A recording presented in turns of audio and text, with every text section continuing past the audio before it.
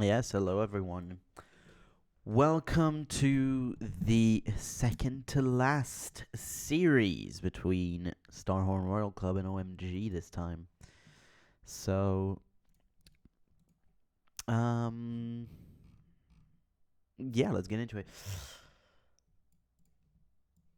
This series is going to be between the two Chinese squads at this 2014 World Championship. And it is going to be Starhorn Royal Club against OMG. Starhorn are coming out of a 3-2 quarterfinals against Edward Gaming. A closely contested matchup, but in which we've seen both teams really have weaknesses. Of course, Starhorn started 2-0 up, and then EDG almost completed the reverse sweep, but Royal Club did win the last game. So the momentum shift actually didn't carry on, and it was interesting. Of course, in the games, you had basically Uzi against the world, and the compositions also reflected that because they've played things like Oriana and Enchanter supports as well. Basically, front to back, get those lines really in play and play all four um, play all four Uzi, which worked, but not probably as they expected, because this was still a very close series. On the other side, OMG are coming out of a 3-0 against Najin White Shield. I am of the same train of thought as Doublelift had on the analyst desk here of the World Semifinals, which is that Najin really didn't play at the level that you are supposed to see Najin at. So, yeah, it's basically just OMG played into a worse team than them, and they came out on top logically. Now, are they the stronger team of the two? It is actually just going to be dependent on the matchup going against UZ. Although, I will say that Loveling is actually also a pretty good jungler right now at this tournament. If you look at his last series, Loveling has actually had a pretty good series, you can say. So, it's not about, CS or anything. No. His damage share is actually just 15% as well. For a jungler, it's fine, I guess. But the important fact is just kill participation is at 64%, which is okay. KDA 13 though. He only died thrice in the series, so once every 3 games, with a total KDA of 13.3. So that was a pretty interesting series. He is also one of the best counter junglers, but that doesn't really mean much for me, at least. So yeah, when it comes to the compositions, I did feel like OMG had better composition almost every time, but that's also mainly because of Rise. So I would like to see them without that pick for once. And for Uzi, yeah, I would just continue doing what you do, but gotta be careful about that mid lane matchup because Cool is much better than Korn. And of course, in the top lane, going is also better than Cola. So it's going to be a matchup of solo lanes against bot lane, you can say. But it's just going to be Uzi. Zero didn't even have that good of a series again. So with that being said, let's get into it. World Semifinals. So we just got about 2 minutes before the first game. But yeah, of course. So for Champion Select, what would you like to see? As I say, a Rise ban. Rise has been 100% the strongest pick that has been reliably picked. So what I mean by that is that if you look at Alistar bans, like, yeah, that one is the strongest pick at this World Championship. But of course, doesn't mean much when you don't actually see him in the game because he's always banned. So yeah. But at least for Rise, we do see him quite often.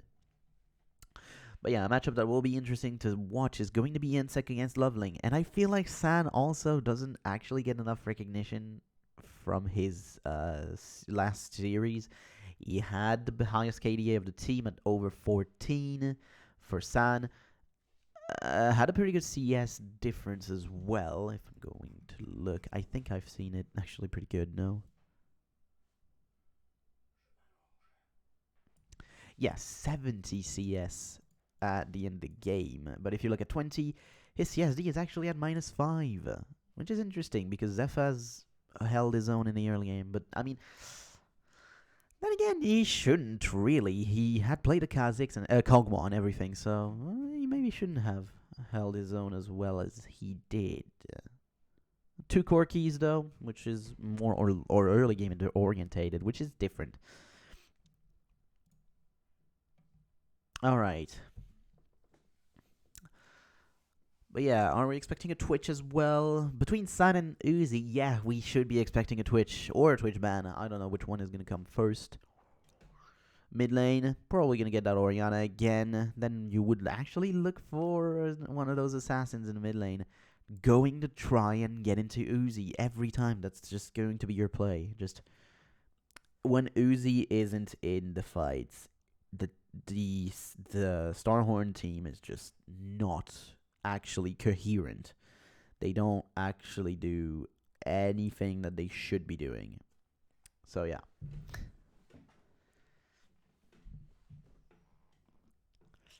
And as a region, by the way, I do not feel like the LPL at that point was the strongest at all. I would have actually really liked to see what Fnatic could have done in quarterfinals. But of course, I mean, OMG did win both of their matchups against them, so yes. But, I mean, it could have been different, you know? One auto attack, and that could have been really different. And then you would have had Najin against Fnatic, which would have been an interesting matchup. We didn't talk about the junglers as well, but yes, that Rengar is going to be contested alongside Lee Sin and Kha'Zix, of course. And Jarvan, also, because you cannot forget about Jarvan. And the trinity of bans for Starhorn, but that is weird. Okay, 2 top lane bans. But that's weird. Zilean is still open, and the Rise is going to be last ban for OMG. So Starhorn, that's going to be a Zilean lock-in 100%, but will Korn play that, or will it be 0? Honestly, I would prefer it on Korn. I don't know if he plays it, that's the thing. But yeah, so Alistar, Maokai, and Janna, and on the other side is the Rengar, Lee Sin, and Rise. And yeah, you forced OMG to pick one, or to ban one of the 2 champions between Zilean and Rise, or they could have just let both open and trade those. But of course, that would mean that you are trading the Rise for Starhorn and then taking the Zilean for yourself. I don't know how that would go for you. OMG follow the Zilean with a Thresh Kha'Zix. So Thresh, reliable is the word that I'm going to use for that one. He is a reliable support. Irelia locked in for Cola in the top lane. Blind Irelia is abusable. We'll see how that goes for Cola. And Going can counter that. He can. We'll see how that will go. Are we expecting now that Jarvan? We are. I don't think that Insec has anything other than that in his mastered champion pool, let's say. And it is going to be that Jarvan. So, not sure where we're going with this composition for now. If that's all the top lane, the top side of the map locked in, or if this is also support, I don't know. But the next phase is, of course, going to give us that answer. And a Rumble is picked for Going, which is, yeah, the pick I would have thought of in this situation. Once again, you are just going into that. But I would have preferred to keep that pick for last, maybe. And as I talked about, that Twitch, I did look at the draft beforehand, but I don't even remember what was picked or not, by the way. So that's interesting. Oh, it's Lucian for OMG. So San actually picked Lucian and Tristana in response. So no Twitch in this game. no Twitch in this game, and that Lulu would be a flex pick still. You wouldn't know where Zillion would be going, but now you do, and it's going to be support with Oriana in the mid lane. Once again, putting 80% of your eggs in the Tristana basket. This time, though, in the Uzi basket. This time you do have an Irelia that can try and do something in the side lanes, but you are against pretty good pick potential here with the Rumble, slow, and of course, good amount of follow-up damage. It's going to depend on what Cool goes with. That would be a lot of AD here. With an AD jungler as well. I'm not sure that I would like that as much. But then again, I mean, it's mostly because it's not Rengar, you know. Because if you remember the last series between Samsung Blue and White, Pawn did play Jace with Rengar, and I didn't have a problem with that because, well, it made sense in the composition with the AoE damage that you had to get in and everything. But this time, I'm not sure it makes a lot of sense, per se. Because you don't have anything other than that to poke around. Because in the other game, you also had a core key, if I remember correctly. Or wait, what would it? I'm gonna have to check back. I'm gonna have to check it back. Wait a minute. Don't worry about it. I'm gonna check it. It was a Twitch with it, right? Well, yeah, still AoE damage with the spray and pray. Rat-a-tat-tat, if you prefer. Both names are a thing, so yeah. But, so, what I'm thinking about this composition for Starhorn right now, what am I thinking about?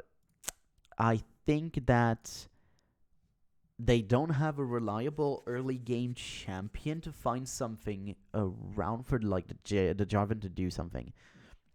So what I mean by that is that Jarvan is going to be left against 3 lanes that are losing, and if you're looking for a lane swap, it's also going to handicap another player on top of that. I don't know if you should be looking for it at all. I don't think you should.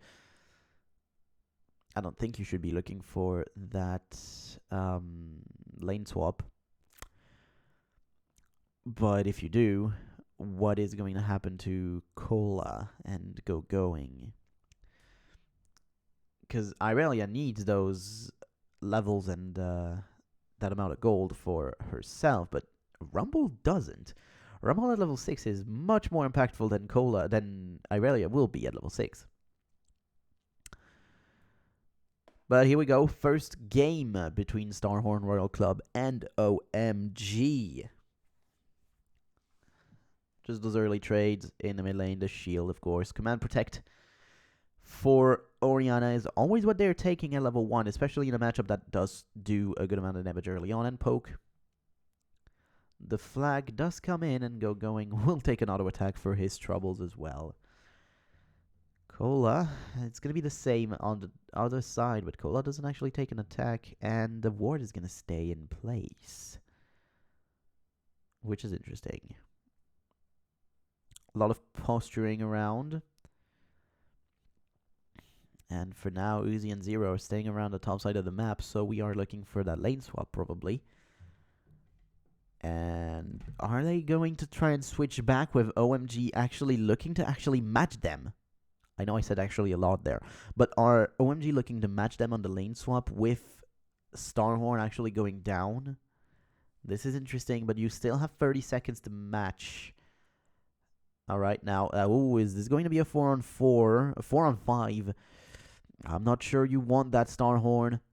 This is interesting. An interesting start here. That's a 4-man invade on the blue buff. And instead, Starhorn are just trying to respond. They are going to get in the middle of everyone. 4-on-5 with Cool not even being there. Oh, the flag comes in. Demacian standard. And this is a 5-on-5 with Cool. Gonna try and get in there as well.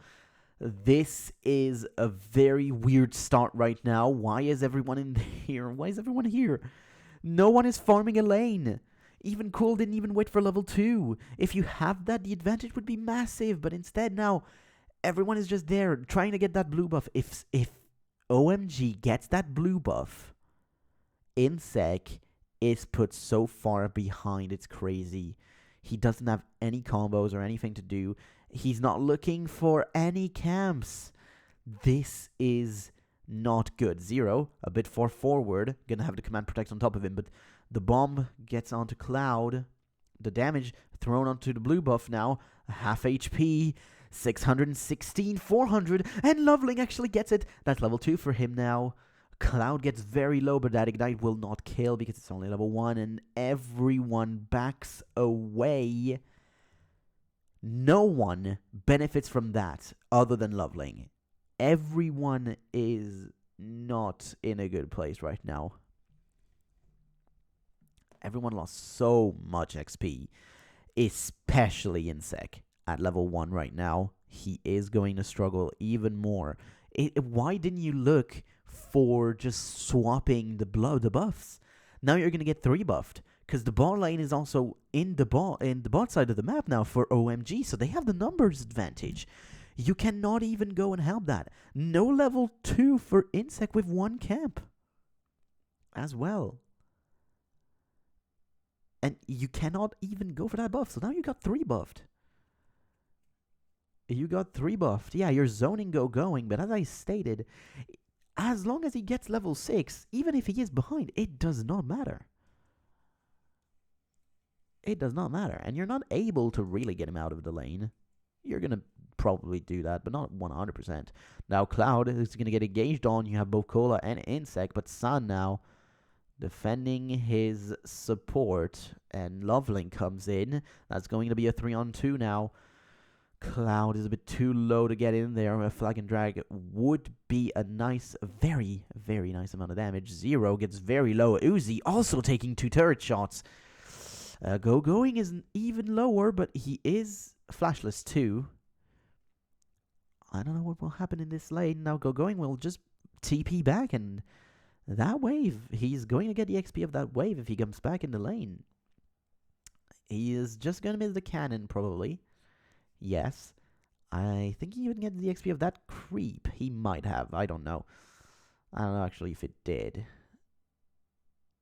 Did not get that one. But he is on 7 CS for 0 for Cola. So 1 full wave against none. Just the whole Nunya.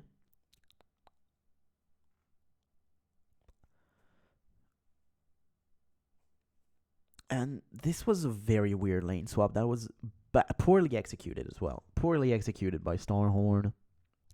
Not in the lane swap itself, just because of that 5v5 in their jungle for defending a blue buff that you didn't have to defend.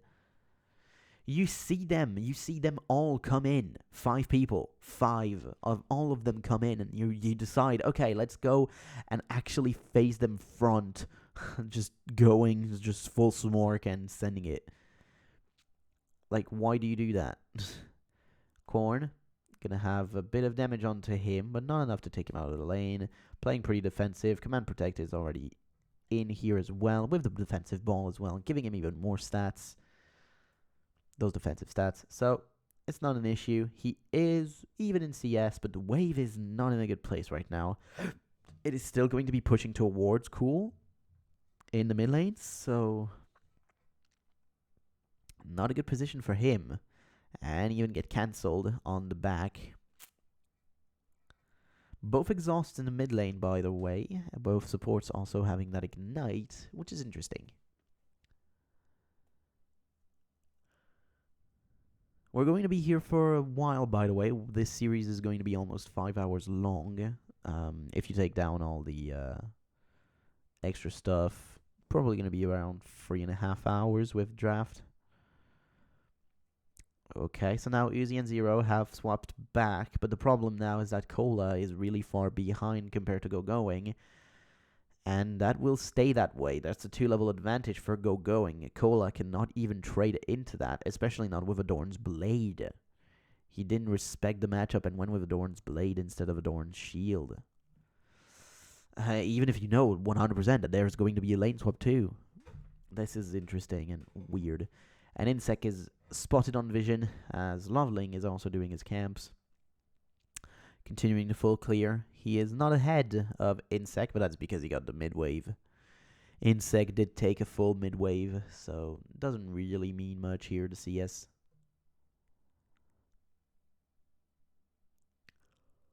Cloud just takes a bomb, but of course, those time bombs are not doing a lot of damage.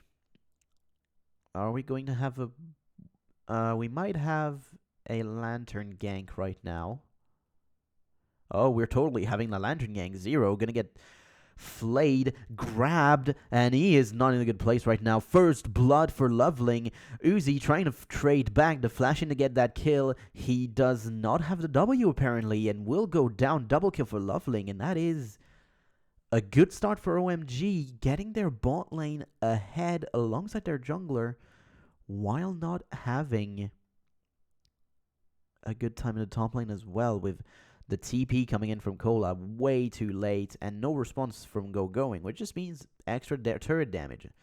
So Flash Flay with the Lantern coming in, he doesn't even try to dodge Zero. That was really weird.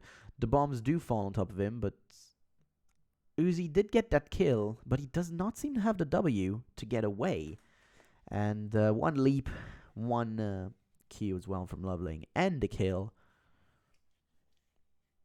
And he is in 2-0, already having a fully completed jungle item. Spirit of the Elder Lizard right now.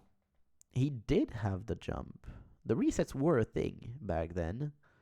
So, I don't know. That's weird. Also has 1 point in Rapid Fire.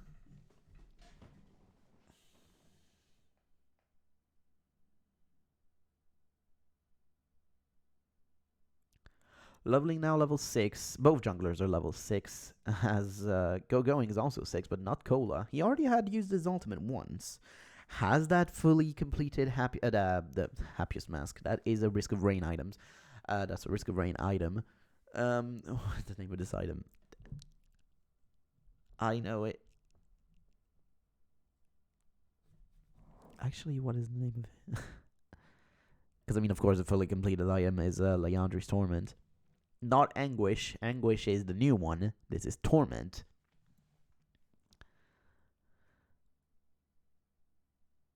Man, I cannot remember that. Is it actually just Happiest Mask?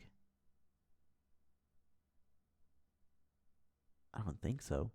Anyway, calling gonna be used on that wave. Insect just stayed in this bush for a while, and the XP is gonna be in disadvantage for Uzi now.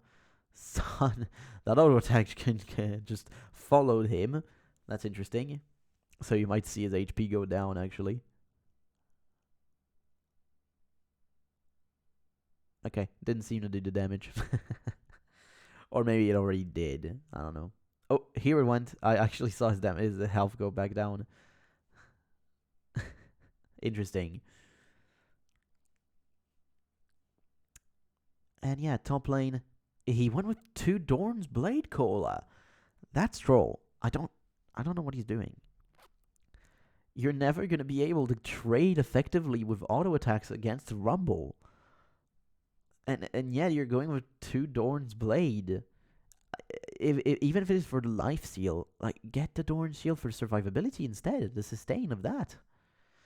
But they're not doing it. And now OMG starting up that Drake at 11 minutes. This is a very late first Drake, especially with a lane swap and your bot lane down first. But it still is a first Drake, and now you have 2,500 gold in the lead. Going TP'd in the bot lane. Equalizer going to get thrown in, but Zero has ultimate, and I don't think this is ever going to be a thing. Oh my god, that Shock Blast really did a number on Zero right now already, but that's because Zillion has very little resistances. And so you just gave free time to Cola to actually get stuff done. Going didn't back yet, but Cloud gonna get completely decimated with Cataclysm, and now the trade onto Insec. Going a bit too far forward, but the piercing light finishes off Uzi. He did have the heal but didn't use it, and that's a double kill for San. 2-0 and 3 and a 3-0 Kha'Zix. First turret is probably going to be for the Irelia, but it is still going to be immediately traded back for OMG, who are going to be 3,000 gold in the lead now. Wow, those are uncharacteristic mistakes from Uzi.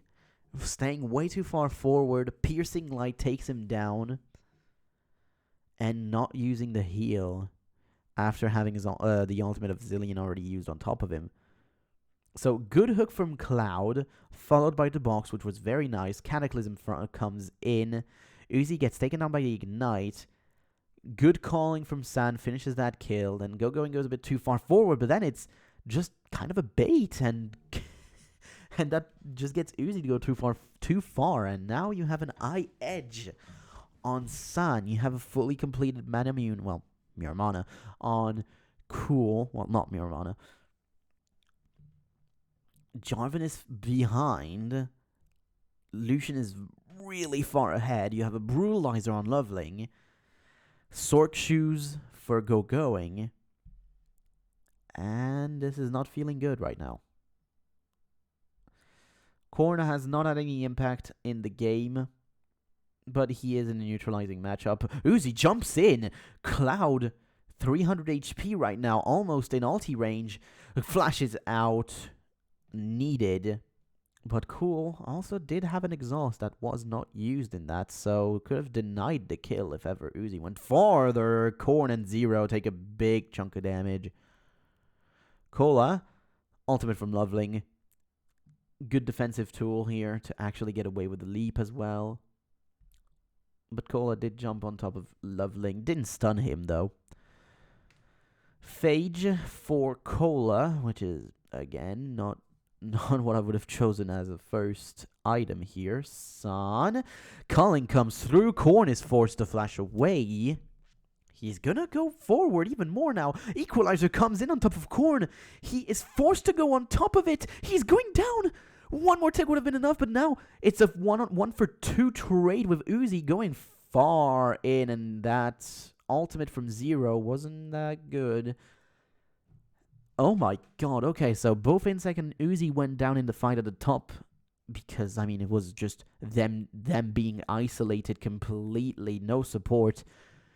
Cola was not even here. Both Korn was way too low and actually was on top of an equalizer that I thought would kill him, but one more tick was needed actually to get the kill, and Zero could not follow up. He's a Zillion. Overall, just wow, that was a weird play again from Uzi, who is forcing. He is really hard forcing, looking for stuff that he should not look for, and it's costing him right now. And it's costing the team as well, who's now 5,500 gold behind. I'm not sure about how this game will continue going, but OMG have the better composition for even later portions of the game right now. Especially if they continue just actually completely giga-stomping them in fights and everything. Because right now you have a massive advantage, and I don't think that you can come back from that. Korn went with an Athene's against only Rumble as AP damage. Yeah, sure, it did save his life, I guess, but come on. You have so many other things that are better than that in this composition here. Like, where's your Seeker's Arm Guard, you know? First of all, I'm not talking about finishing Azania's, but where is the Seeker's Arm Guard? Where are the Ninja Tab Eyes? Oh, man. Itemization in 2014 was not really a thing. It's crazy that they didn't really think at all about itemization. They were like, oh yeah, this is good in 95% of the cases, so it's good every time. No, it's not. Okay. The one itemization that is kind of thought through sometimes is just support itemization, and that's it. 30 seconds for Drake. Every lane is pushed up for OMG. You do have that TP that is going to come back for Cola, so if he wants to go back top lane, but right now, no. This is just going to be a 5-on-5 for that Drake that I don't think that Starhorn should ever look for. You cannot actually fight for the first 3 Drakes normally with the composition that you have, but you're still going to try because you are a Chinese team, and that's what Chinese team do.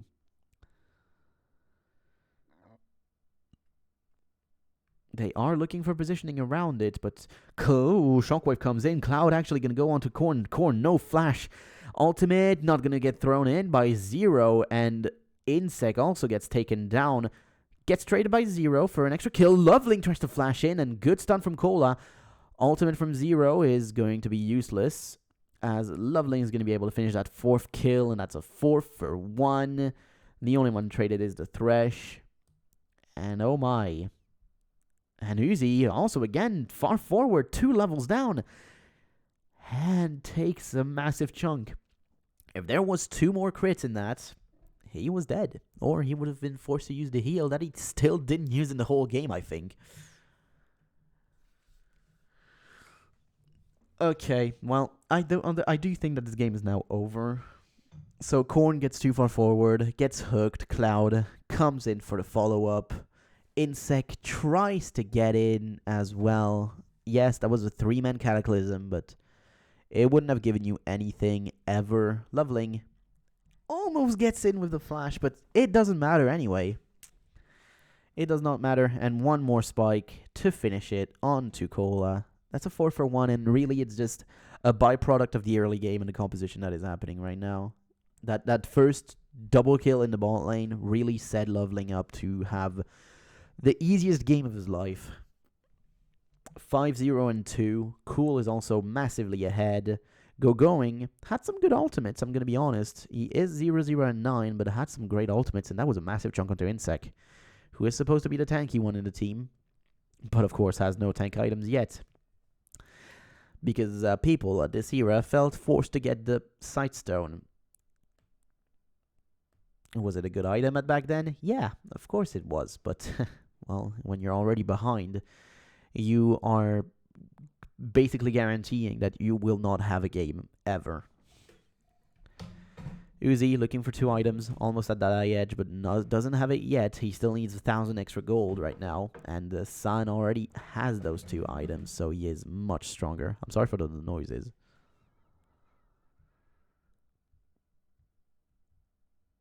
We already have 2 items on most of their carries anyway. Even the jungler is massively ahead. Uzi, half-elfed, just with 1 Shock Blast.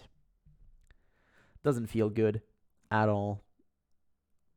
Insect gets the scraps of CS.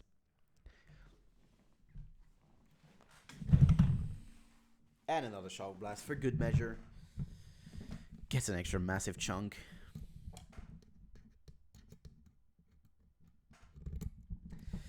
This is just them using the chipping game to get that second tier turret right now.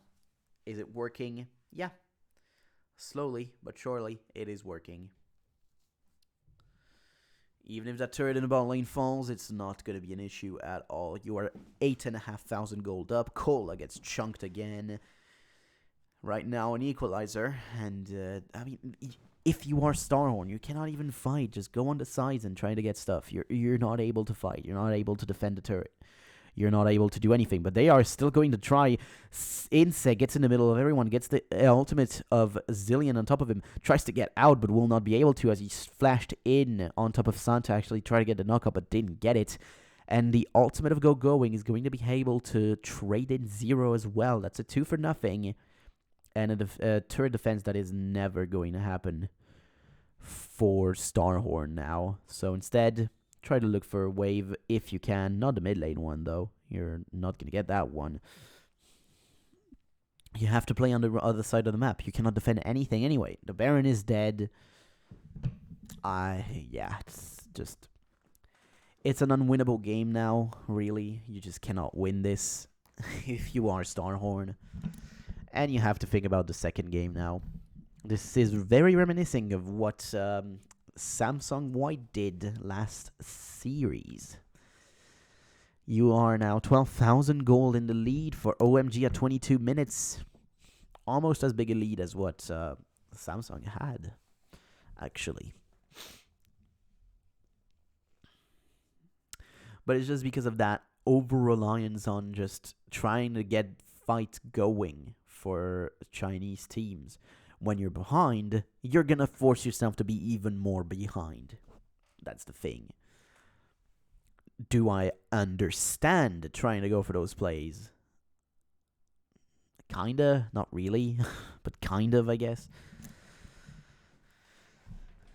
Yeah, I guess kind of. But not exactly 100% sure why you would go for all that. Like, just try and get some farm and then try something.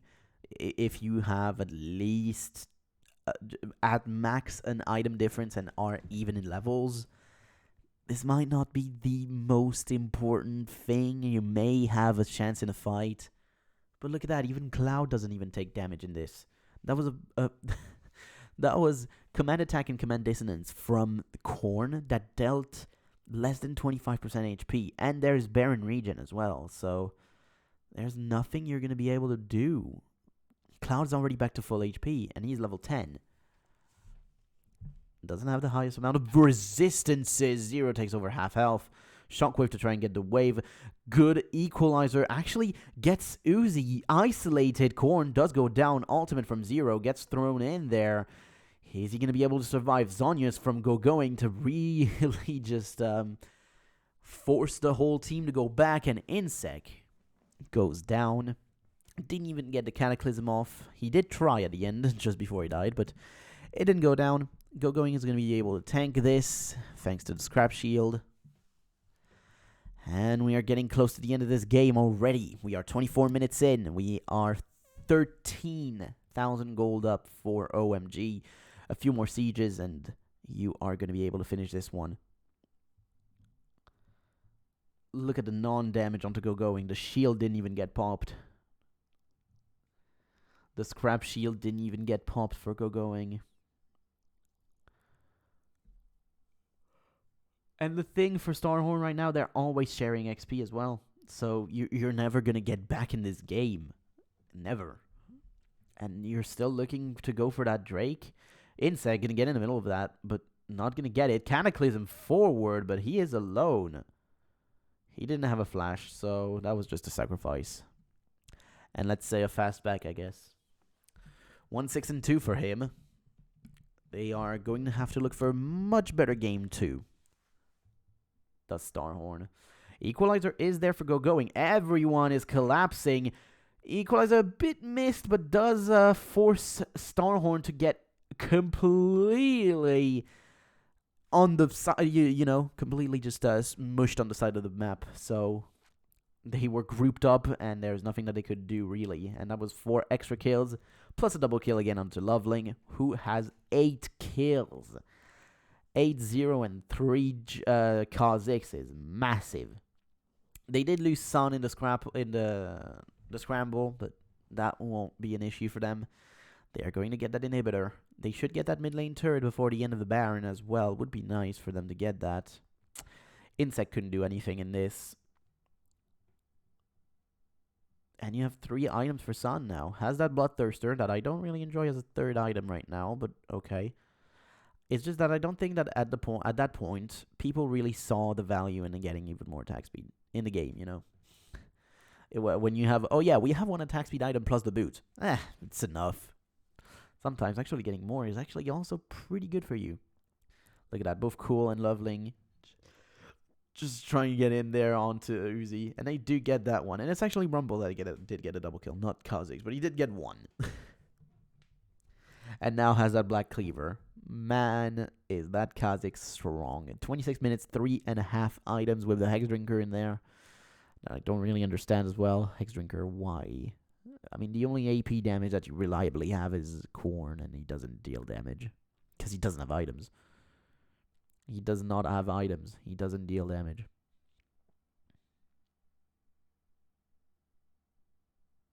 So I'm going to tank it. I'm going to tank a few shots. Of course, he has that Bloodthirster, so he can. Loveling gets forward. Cloud tried to go for the hook, but didn't get it. He is now under half health. Does have that Iron Solari, though. Does have that Iron Solari. Ooh, that's a chunk on your tanky member with a Glacial Shroud and Ninja Tab Eyes now. The only... I mean, there are no tier 2 boots for both Loveling and Sun yet. They're just relying on their items and just innate attack speed, innate move speed, and to actually do something on that. Okay, Flag and Drag gonna go onto Cloud. He is very low. Oh my god, Insect just gets popped. And Cloud even survives with 0, too far forward, double kill for Cool. Insect disappeared. He disappeared. He was not in this game for very long, and he just disappeared. You only have a Trinity on that Irelia, who is a non-factor, just like everyone else in the game, to be honest. For Starhorn right now, you have no one that is able to defend anything. One Nexus turret even went down already. 3 inhibitors is going to be the price that OMG are going to get. Actually, they need to get the middle one first. And here it is. Middle inhibitor also going to be taken down. You're going to have the bot lane one that is soon coming back, probably. Probably soon coming back. I'm going to get one more wave, probably, is what I'm going to say. But yeah, you're going to have double... oh, actually, this one is a double, actually. As I can see, the next one that is coming in is going to be a double. You're not going to enjoy that if you're Starhorn. They cannot really go for any fight right now. They are just going to struggle and take it all. Cloud hooks in Cola. The Equalizer gets thrown in. Cola does survive a little bit longer. Uzi gets popped. No mana onto Loveling, though. Not able to finish it off. Insect does go down, though. And we are going to have the end of game 1 right now in a very dominant fashion for OMG. Okay. Cool does get popped because that Void Staff was there, but it is a very dominant game 1 for OMG, and we are going to need to see different things from Starhorn in the second game. Now, we're going to take that 3-minute break, that 3:30 break right here. I'm going to take it to actually go into go pee. So, see ya.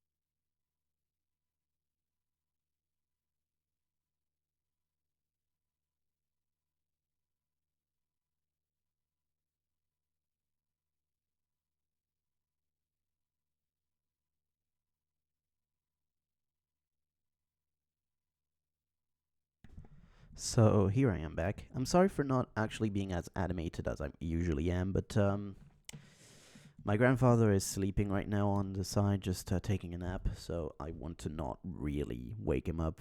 Let's not do that. That would be nice of me not to wake him up.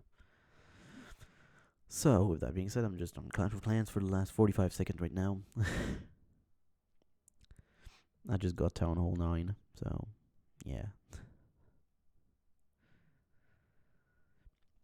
A lot of things to do in Town Hall 9, by the way. Lots of things.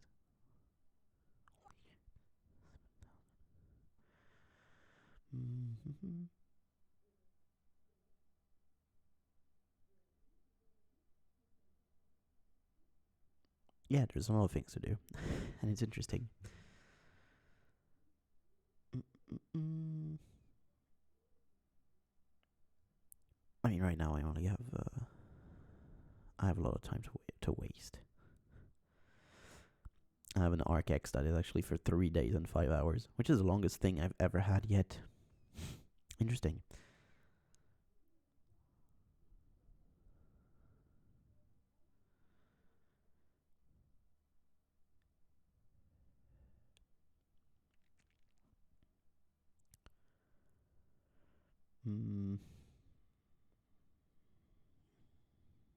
I can't do anything on that anyway right now. Anyway, so let's get into game 2. Let's think about game 2 right now. So, yeah, OMG, man, there were a lot of also small mechanical outplays that happened, especially early game, but after that it didn't matter much, of course. And this is Imp right here, right? I think that's Imp. So we got a bit of time to waste, I guess, but let's not actually waste it and go forward. There we go. Let's get into game 2 immediately. Come on, because there's 4 more games, ladies and gentlemen. That's right, this is a 5-game series. And I will not actually play Civil Scrapes because last time I got copyrighted. Damn it, I got striked. It's fine. They didn't take the whole thing down. They just took the money that I made from that video, which was no sense because I don't make money from my videos. So yeah. Give me the yellow dollar sign. I don't care. I don't actually am monetized. I'm not monetizable. I need 1,000 subs to get monetized, which is not something I really am looking for anyway, so. But here we go between Starhorn and OMG. So, Rengar, Alistar in the bans. I don't know anything about this second ban phase, by the way. Pick and ban phase. Or the game. I don't know the result of that game. I don't know who is going to win it. If it's going to be like a reverse sweep, probably won't happen. So I think Starhorn actually winning this one. But because there's no reverse sweep until Top Esports against Fnatic in 2020. Janna, Rise. Rise again for going taken down. Yeah, that mean this time it makes sense. Of course, you're not letting that one go into the hands of going as a blue side pick. It's always going to be a red side ban, probably Maokai banned for OMG actually this time, and a Zillion ban by Starhorn. Yeah, so all 4 main first picks have been taken down, and so now you're falling into things like Lee Sin, which of course I don't enjoy as a first pick. You know it. I don't enjoy as a pick. As a pick. You don't have to pick your jungler now if you're a Starhorn, but you can do that if you want so that you don't reveal much. Instead, it's just going to be the bot lane picked for Starhorn this time. So Thresh, Lucian for Uzi and Zero now, instead of the hands of San and Cloud. We'll see how that'll go. I don't know how that will go, but of course Uzi is very proficient on that champion. And we might see something different than San offered in this game. Even if San didn't play badly, he had it easy. Solo lanes picked for OMG? That would be very, very weird to do that now. At least give yourself 1 counter pick in the solo lanes, no?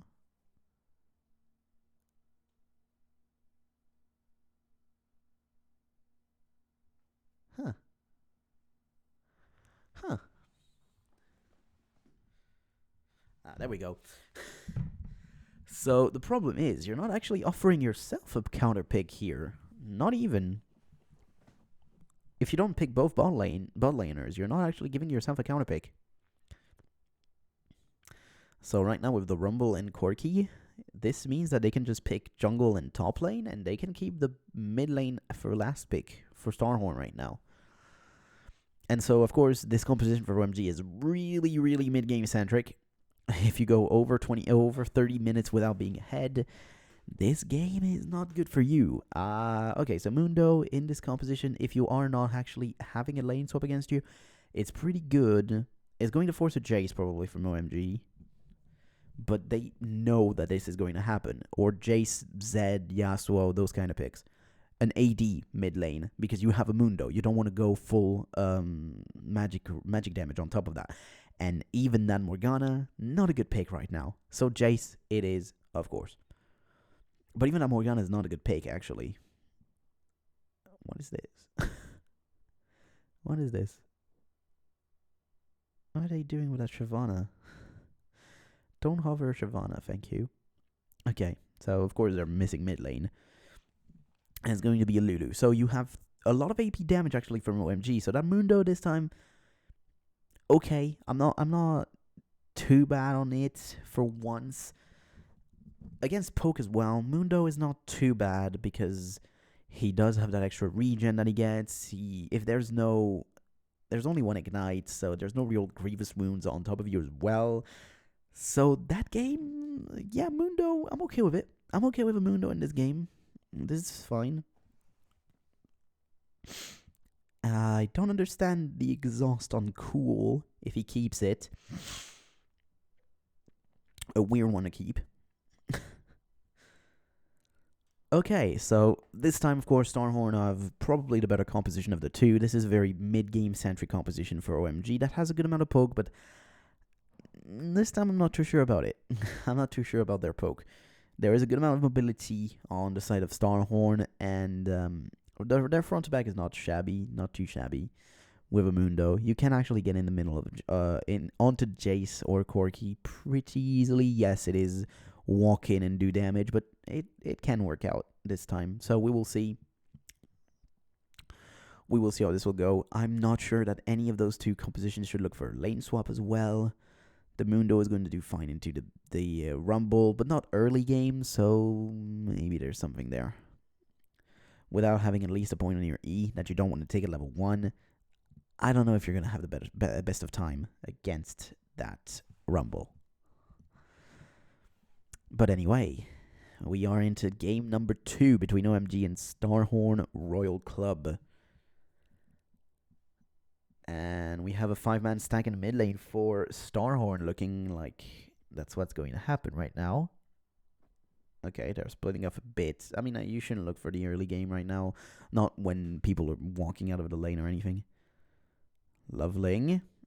Uzi in second Cola, showing up on top of Loveling now. There is a sweeper.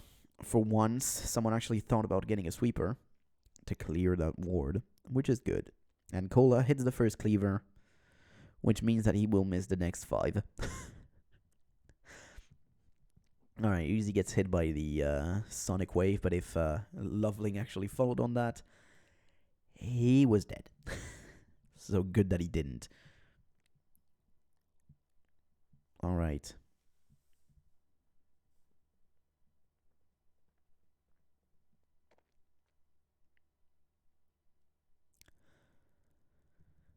We will see how this will all develop. For now, it's just normal starts, maybe mirrored, it looks like, with Uzi still in the mid lane, still has 30 seconds to think about it.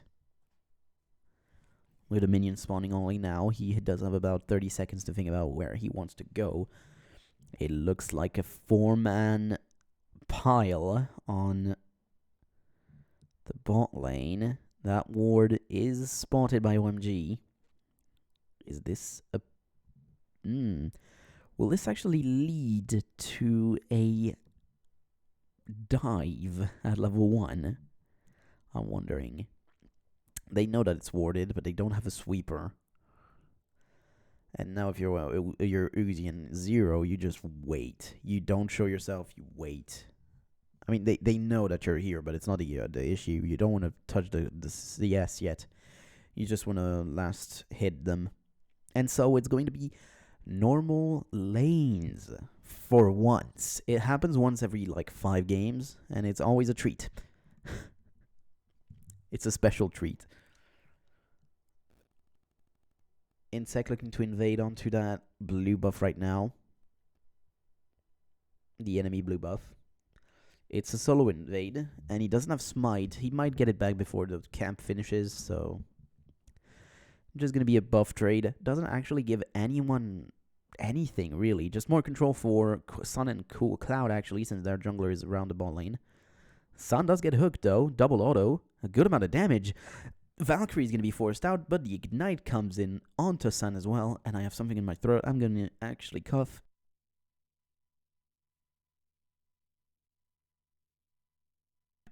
That was weird. Sorry about that. So good early advantage gained, actually. And lane swap. Oh my god, come on. Can't we have good things happening in the game? Come on. Now with Cola level 3, actually, this lane swap is going to be easier on him. But that wave may be frozen. I don't know. It's a big wave, though, so we'll see if it will. Loveling not showing himself to actually get all those CS thrown on top of him, which works. And they are going to try and match now. Starhorn are looking to match the lanes. Not something you see often, but it means that yes, Starhorn want that normal matchup. They want it. But will OMG actually let them have it? Because right now, what is happening is that they are getting that XP. They're getting the gold, and Starhorn are not at the moment. Good burst onto Korn, actually. Accelerated Shock Blast still deals a very nice amount of damage, even 2014.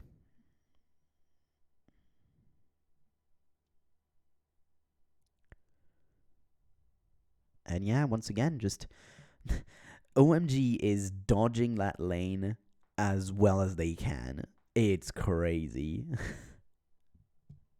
The thing is, Cola now has a TP. Going does not. So it's just going to be a 4-man dive, probably. They're going to look for a 4-man dive. Isn't it? Okay, but Insect actually kind of senses it and is going to be around for that. Zero shows himself in the mid lane. And now you have just Uzi alone in the top lane farming it up, and he is 15 CS ahead. So what they're looking now, OMG, is just get that turret. That's it. They're just looking to get that turret. And Cola doesn't take damage from auto attacks. Now he gets baited back in, though. That's 4 members close to him. There's no Sonic Wave, though, so no real follow-up. Going will not get hooked by 0.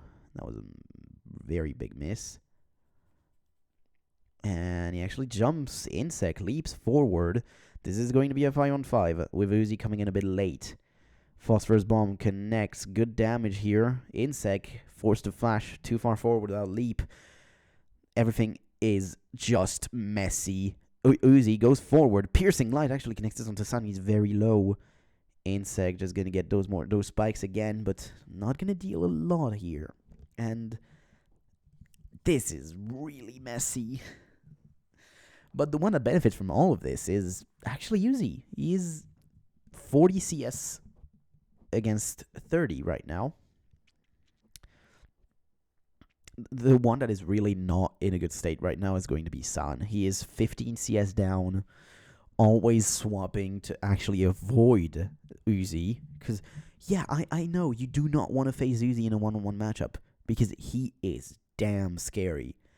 This guy is the best ADC in the world. You do not want to face him. I get it, but you're going to have to at some point. God damn it. I don't know. It's just odd. Every time, just having them dodge the fights, dodge the lanes. It's just weird to me every time. Okay. Because right now, the thing is, Mundo is also still relatively good in his game right now. He's not having a bad time. There is the ward in this pit. So, Starhorn is seen. That ward will be now taken out. But Loveling is not going to try anything except just going for topside trade. Probably around that red buff. And that is what's going to happen. Shock Blast does not get it. Nice try.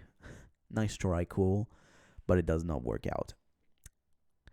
Equalizer thrown in on the wave by Going. Cool is close to have his ultimate probably, but now this is a 3-man dive that is going to happen. Flash out from Cola. I don't think he needed to. I don't think he needed to yet. But okay. First turret. Finally going to be traded for OMG now. But our Starhorn going to be able to respond. 20 CS now for Uzi, who is just massively ahead on his opponent. It's not even funny. Phage is the first thing for San. Interesting. Shock Blast gets denied by one of those small lizards.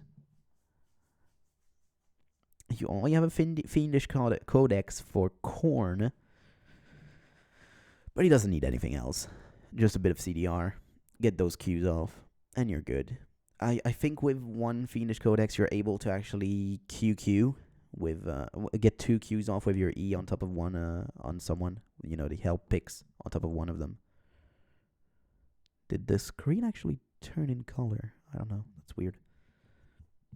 I think it got lighter, which is weird. Wait a minute. Yeah, it did. Right here, you can see it switch. Just bam. Why did it switch? I don't know. Anyway. It's weird.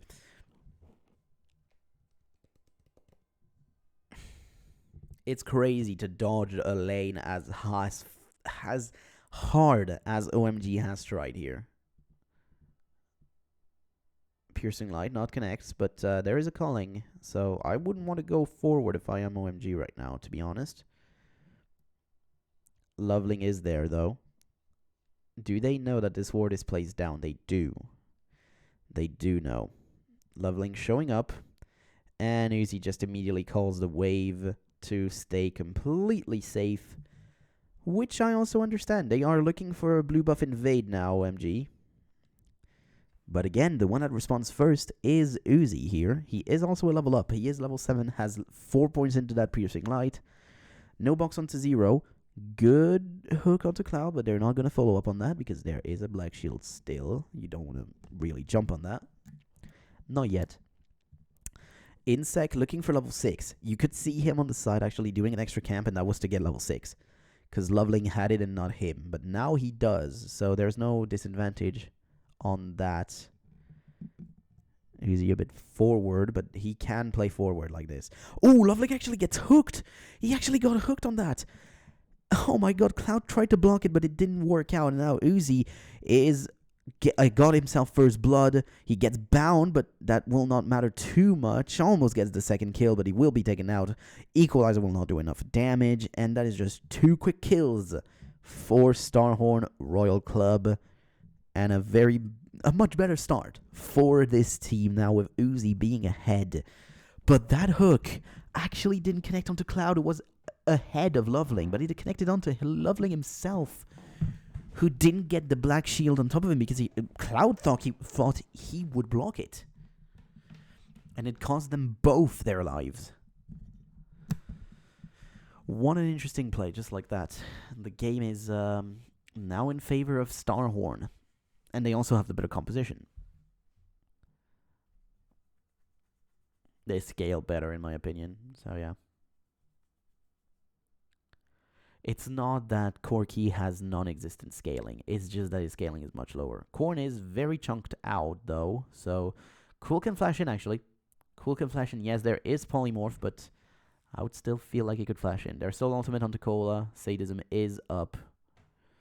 The turret will go down. In the mid lane, no one really came in to help, unfortunately, for Starhorn. There's a lot of standing gold for Starhorn also. Oh, Cola, a bit far forward. Gonna use Sadism, but he will go down. That was bad map awareness right here. He stood on a ward right before that. So just very bad map awareness. Of course, look at how Uzi's positioning is very, very aggressive. He's playing extremely far forward, but you can't really deny well Corki. You can't really do that. It's hard to deny a Corki. It's hard.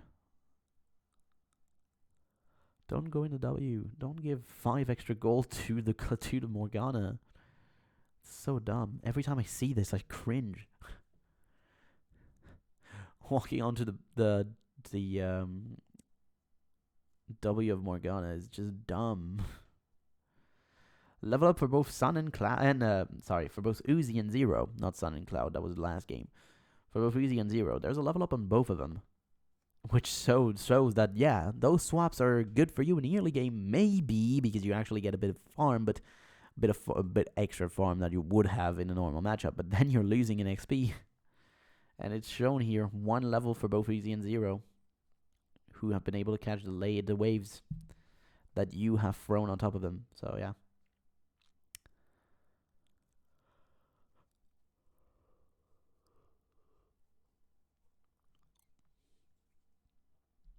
Even now 2 levels.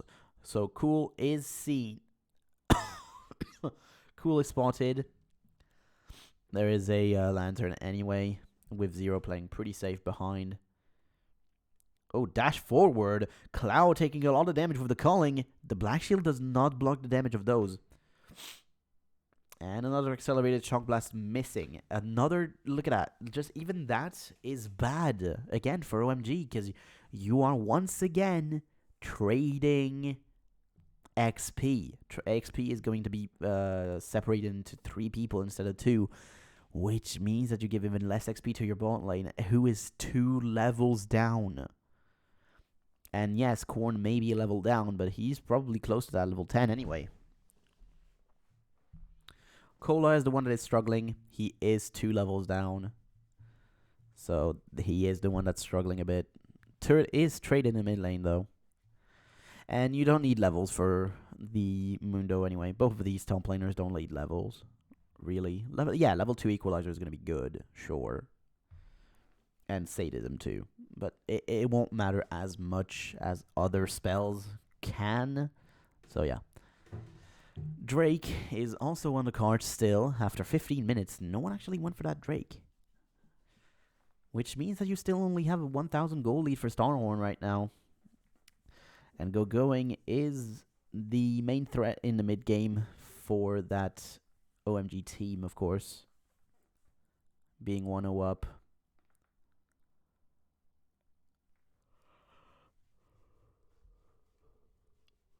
Interesting shock blast. Moby Boots onto Zero. Still, okay, no, level 6 is actually on for Cloud, but barely, probably. And as I stated, Korn is now level 10. Cola, only a level down now. But Going is the first one to move. So this is going to be a 5-on-5 if TP comes in, and it does. Both TPs actually come in. Korn is isolated, and there is a Going on the other side as well, so he cannot actually do anything here. He's completely isolated and will be taken down. Ultimate from Cloud. Cola will get rooted. Good flash in. Going actually gets hooked. Insec on the side. Both Going and Cool flash in on top of him. San stays alive. Zero again isolated. Just very messy play, but Uzi might be able... Yeah, he's going to be able to finish the kill onto Going, which is a fine one for him, but this is still 1 for 3. And the Drake is still on the table right now, but I don't think that OMG should try it, actually, because you have San, who is very, very low. They are going for it. They are going for it, though. Jungler is far. Cola for the tankiness here in front. Drake does go down already. And they're going to be able to leave. This was an interesting, hard play to make, but they still made it. And Starhorn didn't really respond on time. And now the gold is pretty much even. So Loveling gets hooked on that first play. Korn gets completely isolated. Wrong side of the map compared to these other team members. Cloud does get Cola. Sadism was already running, so there was no way to actually get the kill onto Cola. Then flash in from Going and Cool. Good kick from Loveling to actually isolate Zero. it was just a messy fight on two fronts that didn't really go into the favor of Starhorn because, I mean, you're not really getting anything when you don't have the follow-up damage of Uzi, who is your only real carry here. If you don't have Uzi, you don't have anything going for you. Was that Valkyrie leveled up at level as the second for Son? If that's the case, what?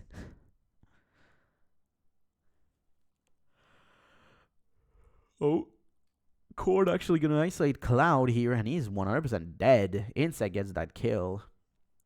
I don't know what Cloud was doing really here. He went on a solo mission to get vision, but didn't have any pushing lanes close to him, so just gets taken down. Bad play. And now Zero could do the same thing, but probably won't.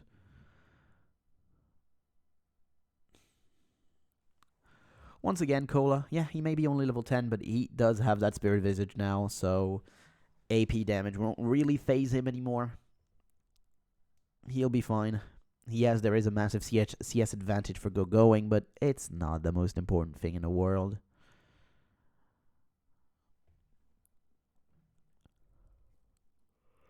$30 CS lead for Uzi. 30 CS lead for going, as I talked about. 20 CS for Insect, by the way, which is a pretty big lead in the jungle role. Once again, Korn went with a stupid first item. I mean, yeah, there's a bit more magic damage this time, but okay, Korn. That's a 5-man. Ooh, very good Lantern. Very good Lantern from Zero to actually get him away. They tracked them in the jungle, so it makes sense that this happened. And that the Lantern was ready. But it is still the last remaining Tier 1 turret for OMG. Still top lane 1 remaining on the side of Starhorn here to take.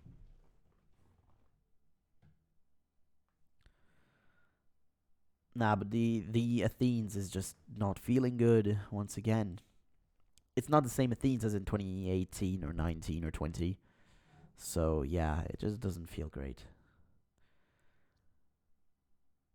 You're going to be able to spam your spells, but you could have done the same thing with a Morello here at that point.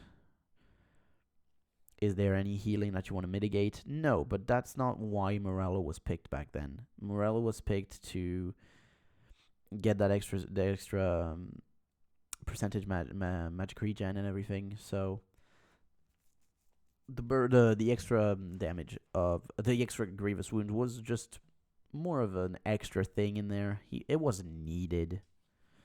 40 CS for Uzi now. Of course, he is standing in the top lane, so he just gets that extra bit of farm, free farm. Cool, huh? Talking about free farm, just completely doesn't want to go for one of them, which is a thing. Okay. That wave, if not actually taken, it's just okay. Looks like Cool is going towards the mid lane, and that wave in the bot lane is just not even going to be taken. Okay, finally, Cool seems to go down now. The wings are evolved, so that's Leap evolved for Insect, so he wants to get those resets. That was just what everyone went with anyway. So yeah, but finally, Cool does go onto that bot lane wave and gets the farm on that. 200 CS for Uzi, who's the only one around 10 CS per minute, a bit below that. A bit below that. 21 minutes in, though, this game is completely even. Like, really completely even. The one that is really ahead right now is going to be Uzi, who's really ahead. Got those 2 items already. Gonna look for a third very quickly. If he continues like that, before 30, he's gonna get a 3rd item right now. San does get slowed. Valkyrie does not get him far enough. The slow does not come through. There was no extra slow here because that was not a red buff. That was just the Spirit of the Elder Lizard here. Cloud gets hooked, but Black Shield. And Zero does not follow that up. Insect does take a very big chunk of damage, but of course, healing is going to be there.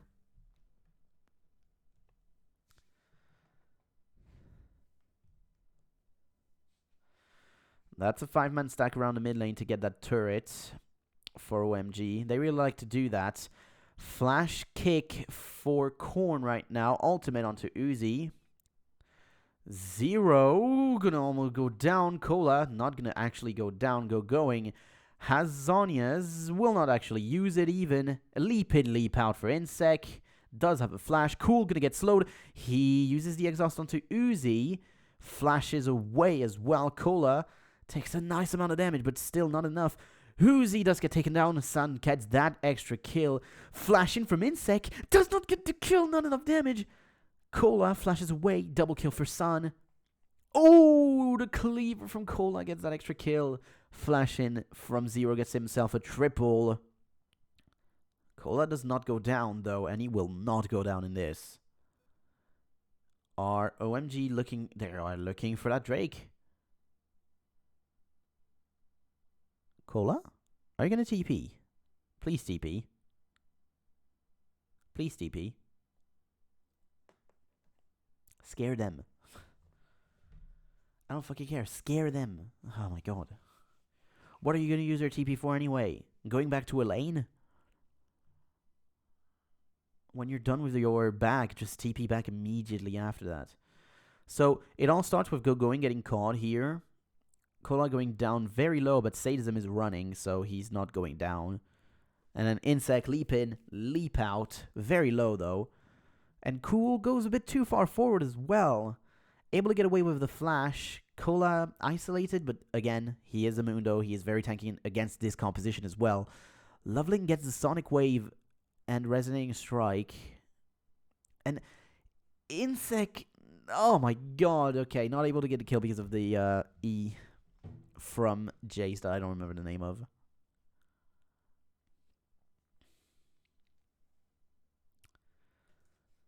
And alright.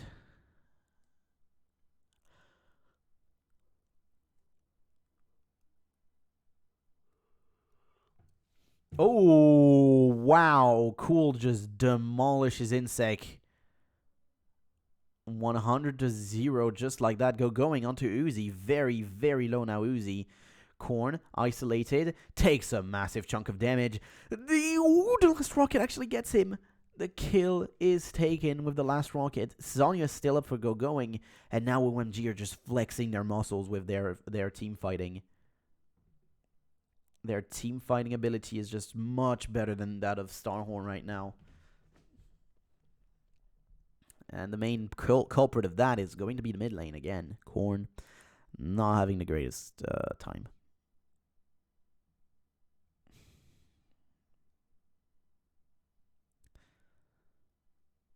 And yeah, just once again, it's a fight that is just almost on two fronts again, you know, it's not a good fight.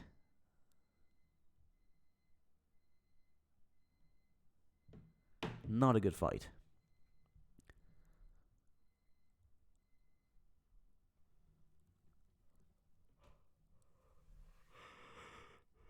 Starhorn, though, are not out of this game yet. Not by a long shot, let's be honest. Not yet. Not in this game. That BF sword for Cool, I don't know what it's going to turn into. Probably a Bloodthirster. Loveling actually gets caught. Zero follows him up, and he gets taken down, isolated. And a good pick for Starhorn this time. They're going to be able to get one back here.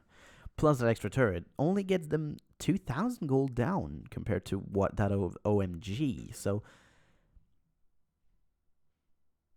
not too bad. Not too bad. And the one that got the kill is also Korn, who needed that gold influx.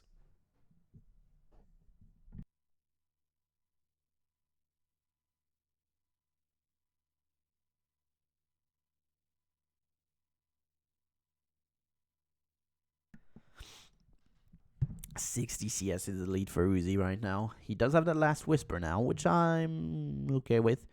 You have a good amount of armor on the other side. Yeah, you have both Going and Loveling that have taken some armor. And also Cloud, of course, going with that Zhonya's too. No defensive items for Cool, who is just a glass cannon right now. No flash yet for him, but he's going to come back very soon. OMG posturing towards that Baron right now. Basically, the difference between OMG and Starhorn right now are the 2 Drakes. It is seen. They know that this is going on right now. OMG are spotted with that blue trinket as well.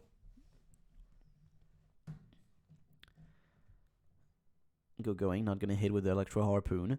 Good damage onto Uzi here. Does not have a nice amount of lifesteal. He does have a bit, though. If he finds a wave, it should be enough. Okay, able to dodge barely here. Equalizer. We're looking for it. We're looking for that equalizer. A late shield by Korn. Cool. Spotted on the side here. Did that connect? It did not. I thought it connected onto Korn, but no, it did not.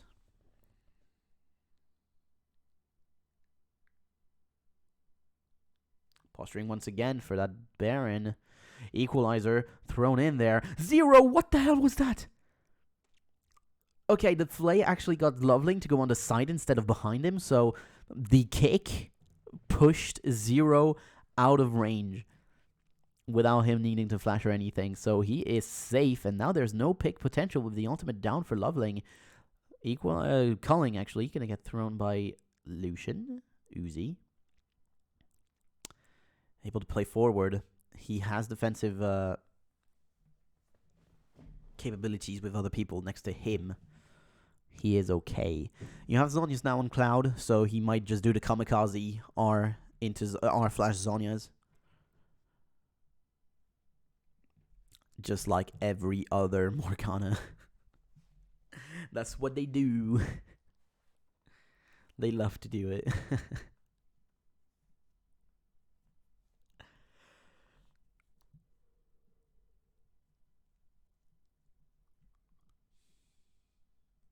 And OMG once again looking to get into that Baron. Whereas Starhorn are close to Drake, and they know now. They're pretty far, though. They're not there yet. Are Starhorn going to be able to respond in time?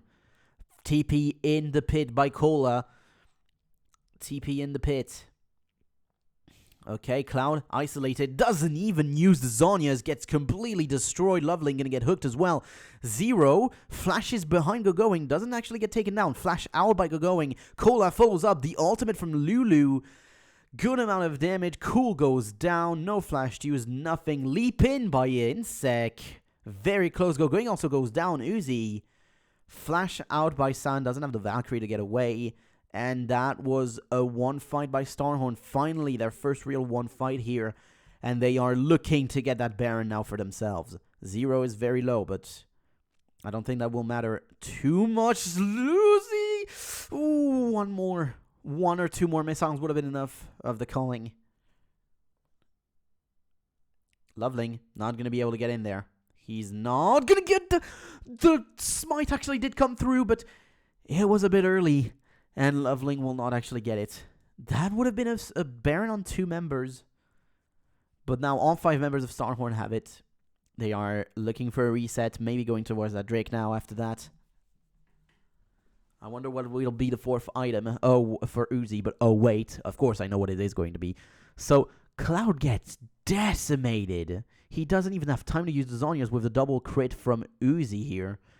Uzi completely just staying in the middle. He was waiting for his Relentless Pursuit dash to come through because he didn't want to flash in like that. And it actually did him favors to actually get that kill and to go going extra. Now you have a Hex Drinker on Cool. Has a bit of thrift shopping going on. Didn't finish an item.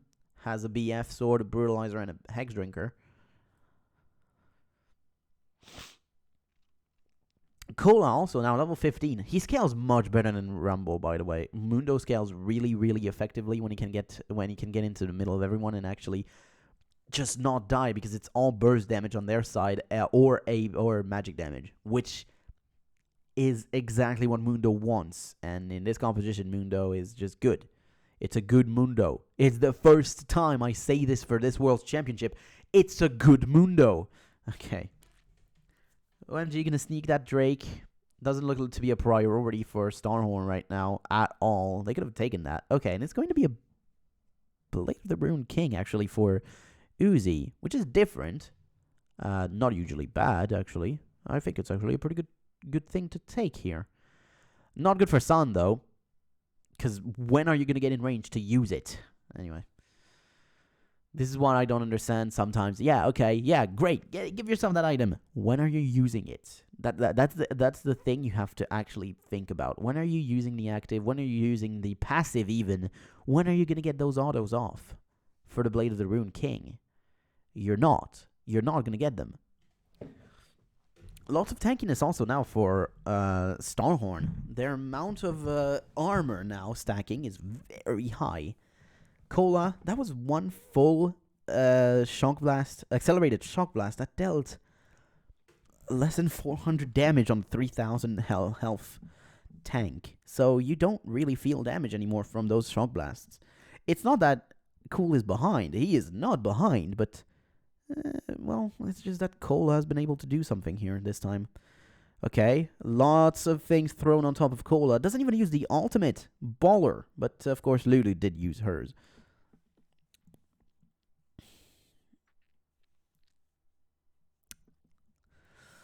Takes turret shots, doesn't matter. Cola, oh, good shock blast onto Uzi. He is the one that doesn't want to get those shock blasts on top of him, but he still has a good amount of lifesteal now, so not too bad. 330 CS for him. He's the only one staying close to 10 CS minute in this game. He's not at it. He's almost at it. Almost at 10 CS. He's not actually at it yet. He just needs that wave and actually would get it. Or these work too. Yeah, now he is at 10 CS. Exactly 10. And now he's not. He would need 345. Haha. Get wrecked. Okay. Sorry.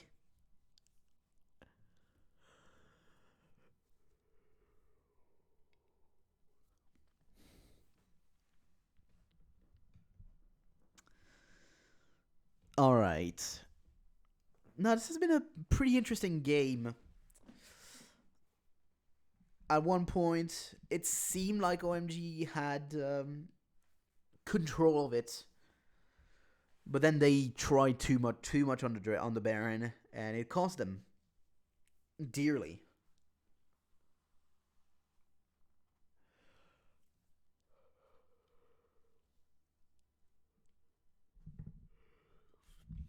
Thornmail for Cola now. 3 big items for him. And yeah, he did go with some armor stacking, but it makes sense. Like, that's your only real weakness here. Because you don't need more MR when you already have so much in your kit.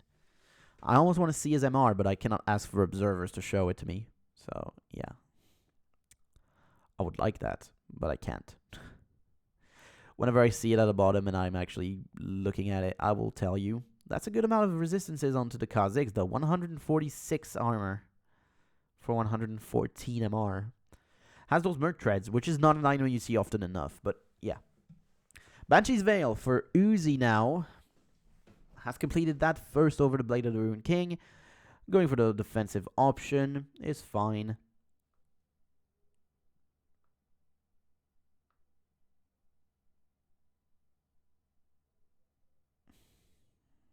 I'm sorry, I'm just looking around at things to talk about. There's nothing really to say about the Vision. Not that offensive on the side of Starhorn. Pretty defensive on the side of OMG. So there's not going to be any flanks or anything going on. And I mean, the positioning on both sides, both teams is not calling for flanks anyway. Cola got sped up by Lulu here. That was a very threatening businessman coming through.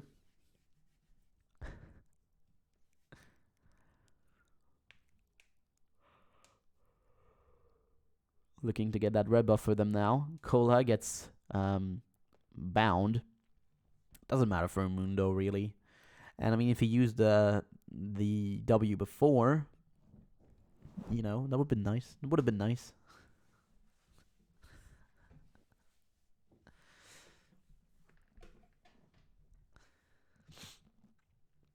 Once again, Cola doesn't take damage from shock blasts anymore. Look at that. Yeah, that was a lot of things expended onto Cola for less than 1,000 damage. 3 items for going. Has that Void Staff now. A good amount of MR taken down.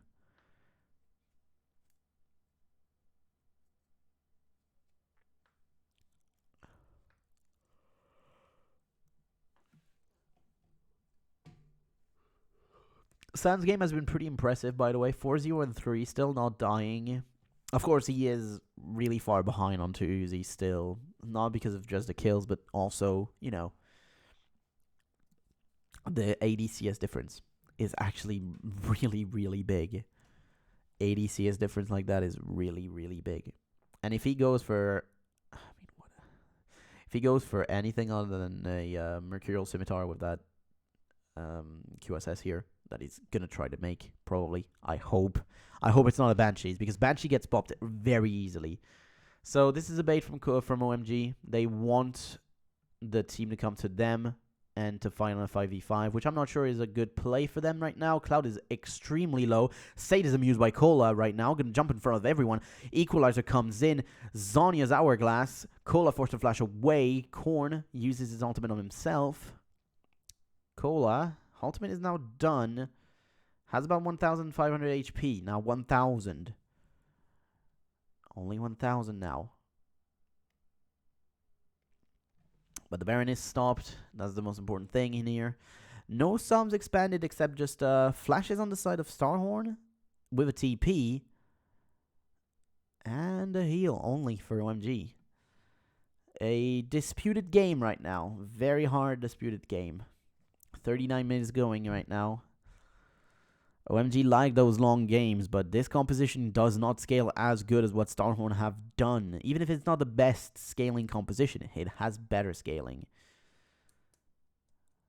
OMG once again spotted. Calling on the side. Uzi playing really far forward. He is level 18. Doesn't care too much, and both Loveling and Go-Going are too low to continue this fight now. And our Starhorn going to try for it? I would try. If I'm Starhorn, I would actually start it. Force them to come to you with two members going back. And here it is. Loveling going to be forced to stay. He is way too low. There is no follow-up possible on that Baron from Loveling. He cannot go on that. He's going to get hooked. He's going to get taken down 100%. He does go down, but Sun gets unstoppable. Baron taken by Starhorn now. This is a scramble in the pit. Uzi gets isolated and gets taken down. Dazonius from Go-Going deals a shit ton of damage. Insec gets the kill onto Cool, but Cola going to be left alone in the pit. Two members get away with the Baron. And I'm sorry for cursing. But that was a very, very big amount of damage here. And Sun, 6-0 and 4 now in this game. But the Baron is for Starhorn. So they did get that extra influx of gold. And the play was correct by Starhorn to actually go and complete the Baron. Because Loveling is way too low to actually do anything other than that. Do anything other than dying. And that's what I mean. But the thing is, Go-Going gets in there. Oh my god, the damage onto Uzi is massive with the Zonya's Hourglass Flame Spitter combo here. And so Cola gets a bit isolated. The sadism is not enough to keep him alive here. Not in this situation right here where he's alone against 5 members. Doesn't have enough MR yet. It's coming though. It is coming. Dragon, first one for Starhorn, finally. Well, second one. First was the first one, but then after that, they didn't get one for the next 3 Drakes. So, yeah. Interesting.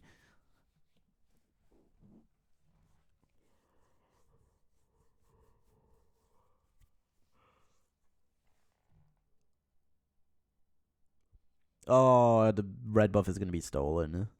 Loveling gets that one, even levels up to level 15 now, but Insec is 17. Has that evolved Q as well. I don't know what the name of the Q is. But this is a pretty scary Kha'Zix, even if it is pretty tanky as well. It doesn't actually have that much damage. Only has that extra brutalizer for real damage output. 0 is so quick. That amount of speed was very, very, very big. Cola gets in there. 0. The amount of speed from 0 is massive here with the Korn move speed as well. Cola actually used his ultimate on that. So he's going to stay topped off. Actually doesn't need extra right now. He's full. 4,000 HP for him right now. And he does have an extra Warmog as well now. He is a big son of a gun. Cloud takes a lot of damage with the culling. Cloud almost gets taken down. Getting forced into the Zhonya's. Doesn't actually have the ultimate going as well. That's 2 kills with Going also going down. Too far up. Got hooked and got taken down. 2 kills with everyone else on the retreat for OMG. Korn is so fast and cancelled. Actually, multiple autos on that. And remember, 2 members still have Baron. It's Korn and Insect that do have that Baron buff still on. So they can keep going. They can keep going with those Baron buffs. Korn did take a very, very big chunk of damage. But again, Baron regen. So they're going to continue in the base. Uzi is extremely fast right now, and those auto attacks do a lot of damage as well. He is full build, has that fully completed Blade of the Rune King as well.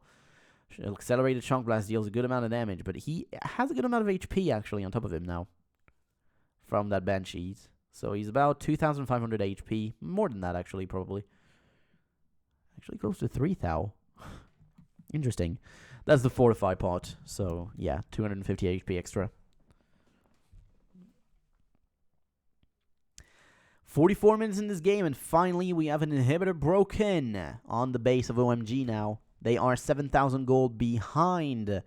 But as long as you don't kill that Corki, I don't think this game would end. Because that Corki is pretty massive. 6-0 and 4, even if he is behind in items. He's now probably going to finish another one here. We'll see. And it is going to be a completed Blade of the Rune King. So he took down the... Wait a minute. He took down a BF sword to actually get a blade from... No, wait, no. He completed an eye edge. I'm sorry. It's the eye edge. He completed the Infinity Edge.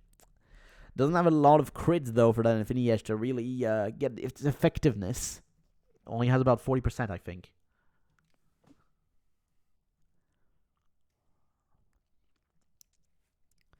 Which is not the highest.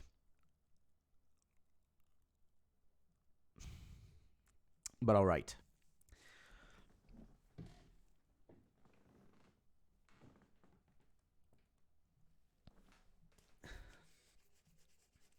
Zero places that pink ward right now. This game is still going to go to another Baron buff, ladies and gentlemen. To a third Baron. Both of them for now went to Starhorn. Good amount of damage onto Cloud, who went very low. Cool now has a Bloodthirster alongside his Black Cleaver as well. Oh, Loveling actually tried to go on the side onto Uzi, but the Relentless Pursuit as well as Zero's Flay denied that. And he actually went and kicked Zero. San very low. Cola tanking everything. The Relentless Pursuit, and Uzi actually goes down. San stays alive. Very, very low, but actually is able to stay alive. Both Nexus turrets are going down. And the Nexus itself is now exposed. Cool. Flash in from Insect to finish that kill. Cola very low, but San actually finally gets taken down. And the Nexus falls 1-1 between Starhorn and OMG. But that game was a doozy and very, very close. So 1-1, ladies and gentlemen. Let's see how the rest goes. I'm going to go only to the pause timer. There we go. I'm going to give myself a 3.5-minute pause, just like they do. But yeah, 1-1.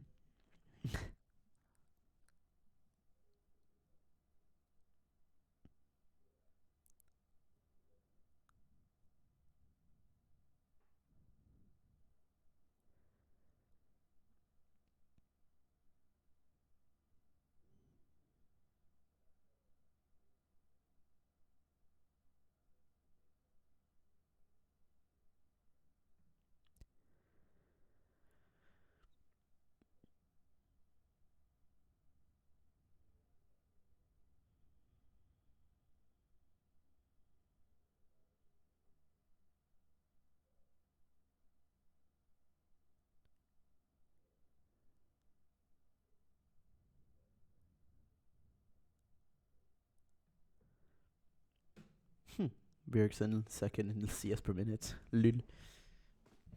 in Group B.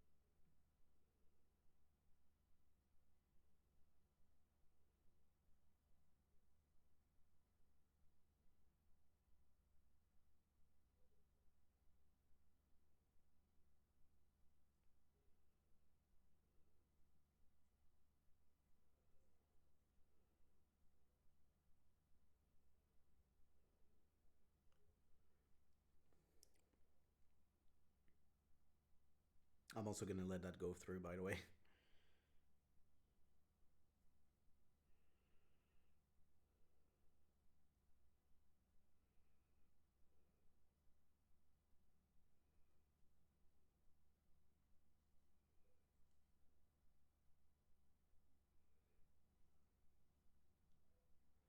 All the interview and everything, I'm going to let it go. And that's Mata.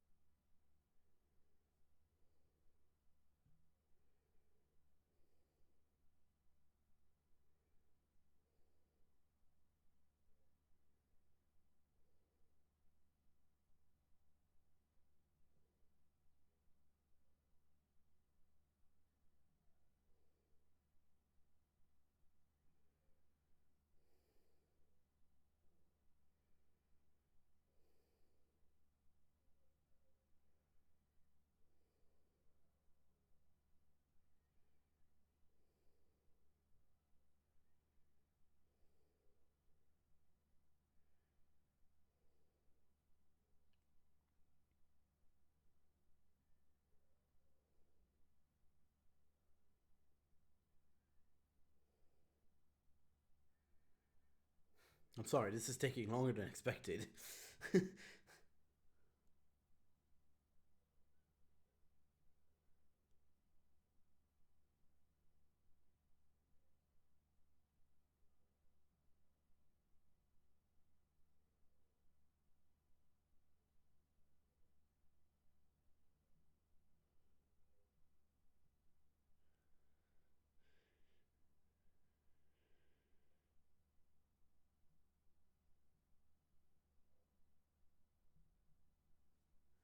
Here we are. Third game between Starhorn Royal Club and OMG. Yeah, that's right. So, game 2 was an odd one, let's say. So, I felt like Starhorn had a bit of composition anyway, so the scaling aspect was always going to be towards them. And the Mundo pick was also pretty smart for once, finally. The game was much more even than what it was supposed to be, though, and OMG made it a lot harder for Starhorn, for sure. After an early game that was pretty disastrous, they were 7k down at one point, and I mean, yes, it was around the 40-minute mark that they were at that point, so it wasn't the biggest lead, for sure. Still, though, it was a lead. And Starhorn, we will see what will happen in that game number 3 now between Starhorn Royal Club and OMG. Starhorn back on the blue side because, yeah, everyone loves blue side apparently. Because, yeah, getting a counter pick is not good for you, right? Alistar, Jason, Zillion Band for Starhorn. And on the other side, Rengar, Lee Sin, and Rise. The 3 same bands as game 1. But on the other now, you still have Maokai up. And Janna, true. Janna and Maokai are up for the pickings right now. And Janna's going to be the first pick. Response immediately by Maokai. The response is immediately going to be the Maokai, apparently, alongside that Kha'Zix, who has been the priority pick now, with both Rengar and Lee Sin being banned every game. I mean, Lee Sin got picked in game 2. True, yes. I kind of forgot about that. Lee Sin got picked in game 2. But it should just be the Maokai. I don't know. Whoa, okay. Maokai left unpicked for now. And it's going to be Lucian instead for Son. So it's going to be the Thresh with that. You just know it. Because Cloud likes his Thresh as well, apparently, from the LPL. How's the matchup between... I want to look at Leaguepedia. Just 1 second. Going to look at Leaguepedia. What is the result? 2-2. Wait, they're in game 5. Oh, shit. Sorry. They are in game 5.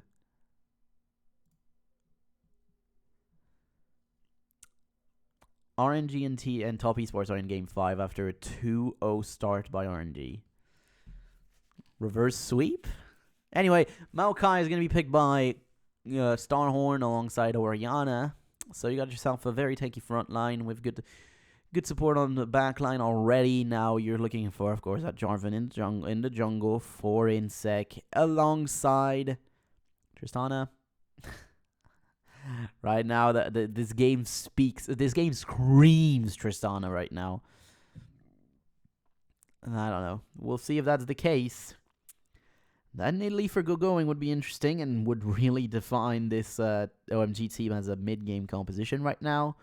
Or 1-4 also. Depends on if it goes AD or AP for the Nidalee right now. As the composition stands, it would be AP. Which would make it very, very early to mid-game focused. Excuse me. That's a Fiddlestick jungle. That is a Fiddlesticks jungle. Wow. That is unexpected to say the least. Twitch for Uzi and a Fiddlesticks jungle. That is not something that has ever been picked at this World Championship. Has been picked once in 2013, if I remember. And once in 2014 spring in the ULCS, but not in summer. Because I remember all my picks. And what are they looking for now on the side of OMG? You're looking for some AP, 100%. Else you're 100%. I mean, even just with that, you're putting yourself in a bad situation where you're going to be forced to play at max 25 minutes. If you're not ahead at 25, you're done. Also, yeah. I'm not going to let it for long because I don't want to get copyrighted on that one. But yeah, that's Silver Scrapes right here. One note, and I know it's Silver Scrapes. Anyway. So of course I wasn't surprised by the Thresh pick before that for OMG. The Nilly, yeah, sure. That Fiddlesticks is extremely interesting right now. Starhorn have the better composition, 100%. They got both Janna and Maokai. Two picks that were very, very contested. Are you looking for a lane swap? Yes, of course you are. This is Starhorn we're talking about, so lane swap 100%. But damn, this is interesting. The Fiddlesticks is very, very interesting. I didn't expect to see you pick like that in this World Championship, but here it is. Here it is. Very interesting.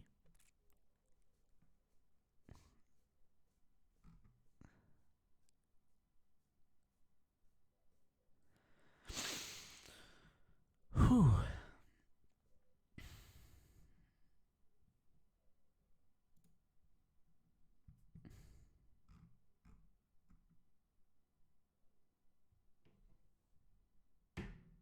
Ow.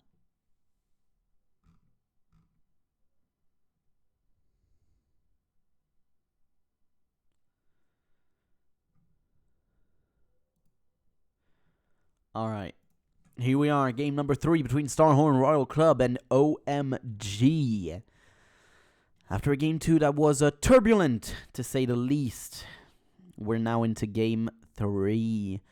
And Starhorn have to give themselves a bit more confidence right now, because that game 2 was something that they should have won a bit more effectively right now. That's a 5-on-5 right here. Everyone piling in the mid lane. The full 5-man gonna get silenced. And going. And Cool already going down. San isolated, gonna be forced to flash away. As well, the Howling Gale connects. The flash away is gonna be forced 100%. No. Uzi gonna get grabbed on that, but not gonna be enough damage.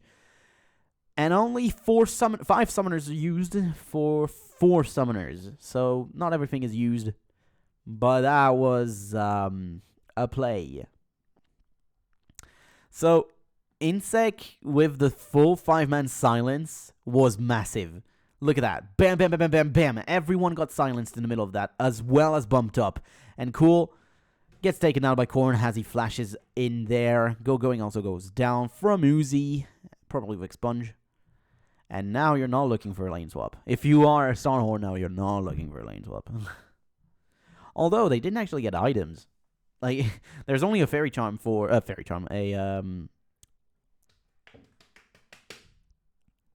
Fairy Charm, right? That's the name of that. Yeah, Fairy Charm for Korn. That's the name of that item. I thought it was the other one, but no. This is the name of this item. Fairy Charm. Oh my god, the compositions. What the fuck are those? Oh, bruh. RNG's composition in Game 4. What is that even? Anyway. They're so bad at drafting. It's crazy. All teams are bad at drafting, to be honest. Anyway, so yeah, Insect started with E, which is not great for him, 100%. And Cloud, not gonna... So yeah, they're not gonna get... Okay, so they're gonna trade the buffs. They're gonna trade blue buffs on opposite side of the map that they should be starting on. And so it was ambush for Uzi, so he didn't actually get... He just got an auto off, not even expunge on the kill on to going. So that was interesting. They're letting going at that XP, though. The wave is going to slowly go towards Starhorn, though. So little by little, going is going to be forced out.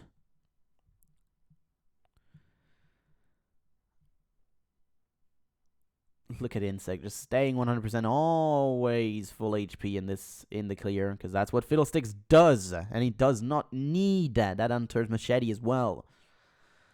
It's massive. Massive. It's really big. The only thing that he needs is mana. The only thing Fiddlesticks needs in his clear is mana. And if you're starting with some mana pots, you're going to be okay. And I also think that Fiddlesticks is 100% one of the best junglers also in the game right now. His clear is incredibly quick. One of the fastest clear in the game. Not the fastest, because that would be for Karthus, of course. Insect can tank the Baron and the Drake and not actually care about juggling aggro. But Zero tries his best to still do it. And he does it pretty effectively, actually. Oh, one hit is actually going to go onto Insect. And now... Okay, that was weird. Yeah, it's a pretty effective Baron... Drake. Sorry. Pretty effective Drake right now at 4 minutes in the game. As the wave is still frozen for Uzi. As Sun also keeps it frozen. So, good. Cola does go very, very low, but no one was there to contest on that Drake. Anyway, not an issue. Going.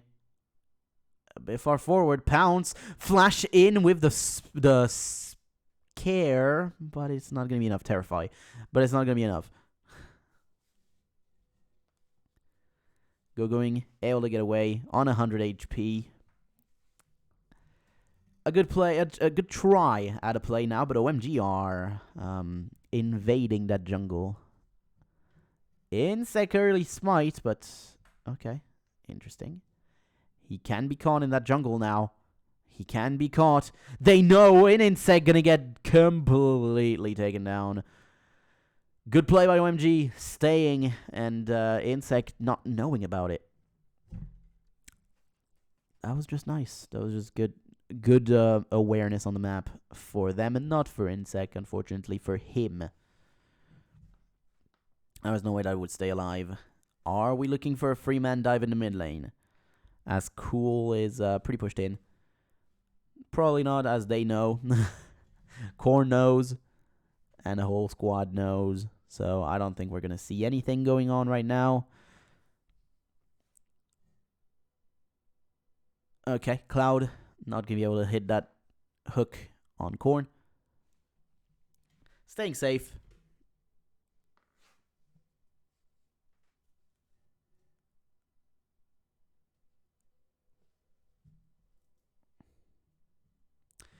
Staying safe.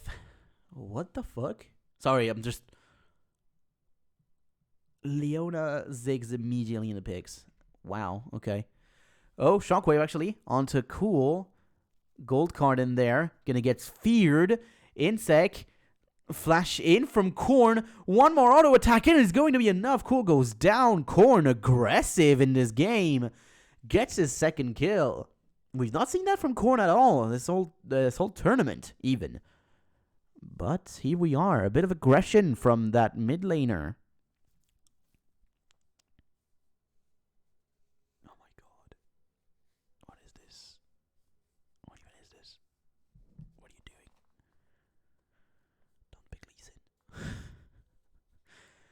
Don't be Sinta.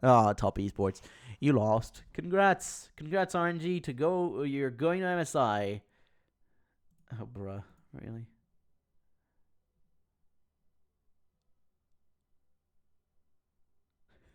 You guys can't even fucking... You guys can't even do that right. Oh, you're dumb. I've had 2 bots, and both bots had a typo in their thing that they had to remove, and they didn't even do that. Come on. Okay.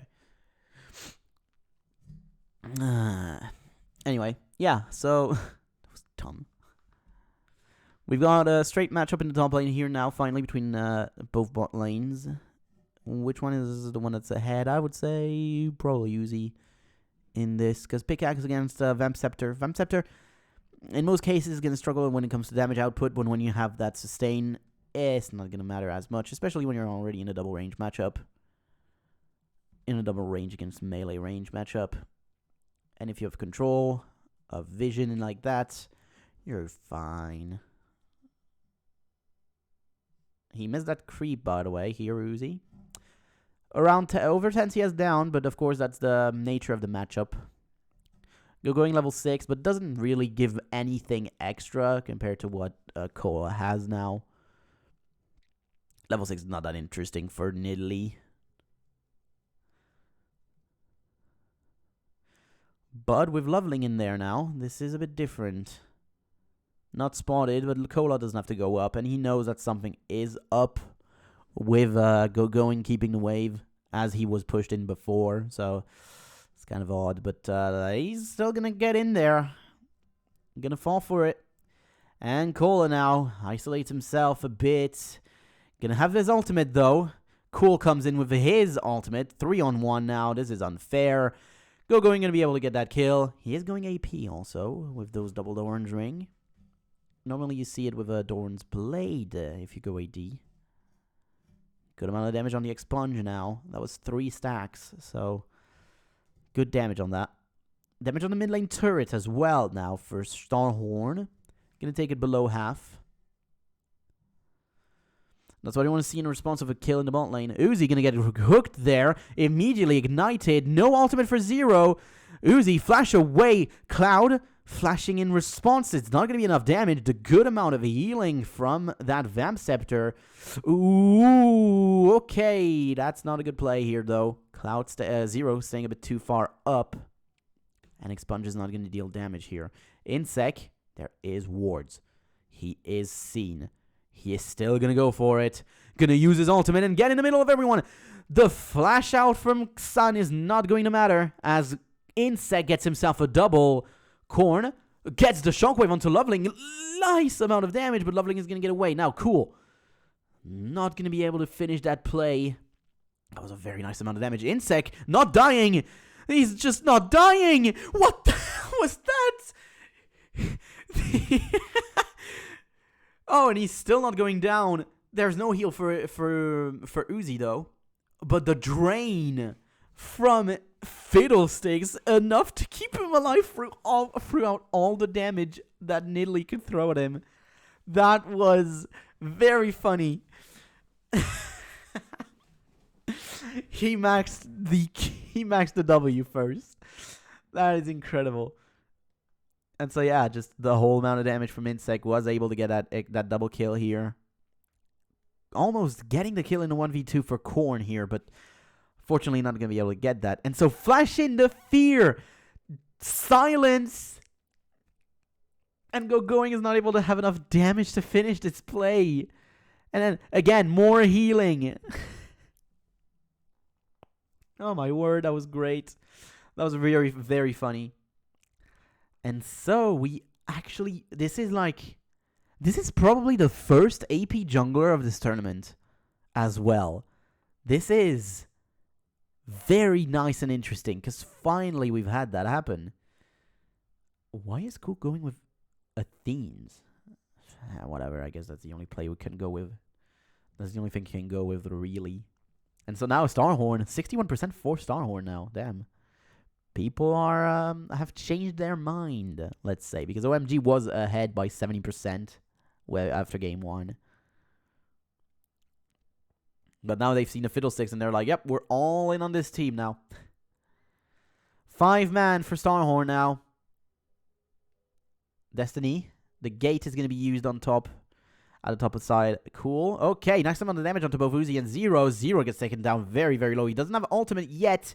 The smite from Loveling to get that. Ultimate from Insect, though, in the middle of everyone. Gonna get an extra kill. The drain. Not gonna finish onto Sun. Insect way too far. Uzi can actually try to get the kill onto Sun. Not gonna get it. Sun turns it around and gets the piercing light damage to get that extra kill. Uzi should have just tried to get away. He didn't. And now, OMG, with the steal of the Drake and everything, are going to be far ahead. So, if there was a monsoon, this would have been different. But he just smites it. He just smites it and that's it.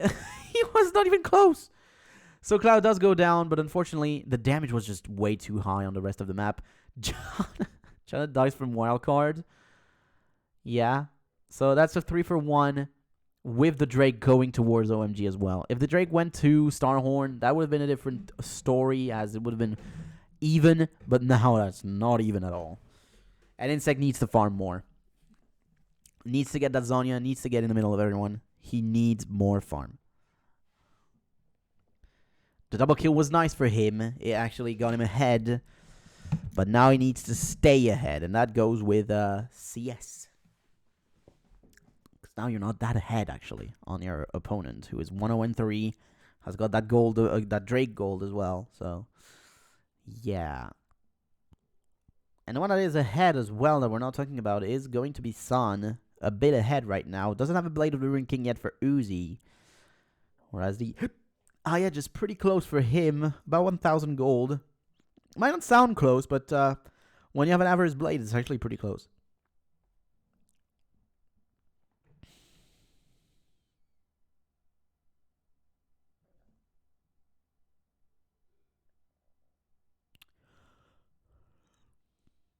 They want to throw that wave under turret now. That's what Starhorn want to do, but of course, what OMG want to do is just freeze it. And they're going to be able to. I don't know what Insect is doing down in bot lane, because now it's completely just frozen. So, yeah, they're not trying anything. OMG are not going to try anything, and they're just going to wait the wave to come to them. The CS advantage is massive for Sun, though. That's a 45 CS advantage. Now he's pushing it. And Cola's very, very low. Going to be able to get that kill. Cola goes down, and Going is 3-1 now. And that's just how this can go right now in this matchup. When Cola doesn't have tankiness yet, and he just has a Rod of Ages, this is how those fights are gonna go.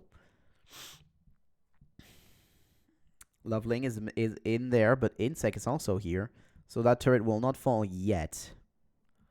So I'm gonna use the Lantern, Dark Passage. I don't know why 0 autoed, because that's an extra CS missed by Uzi here. Mid turret will not go down. Not yet. For Korn, but the top lane turret will. As Cola decided not to TP back.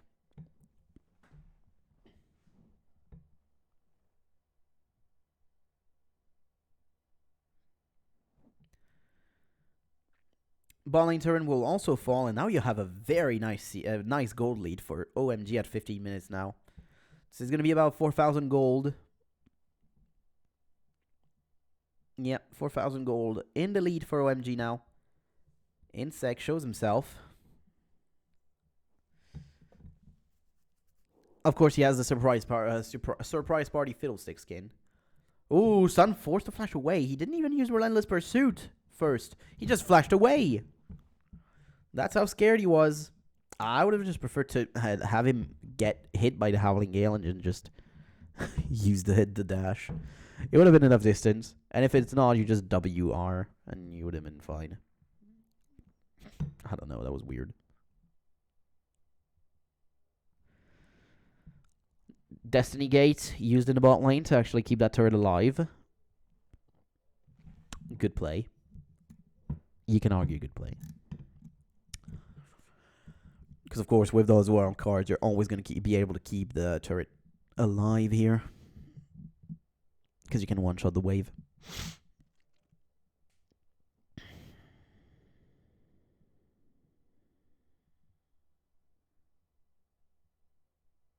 They were standing on a ward. Cool nose.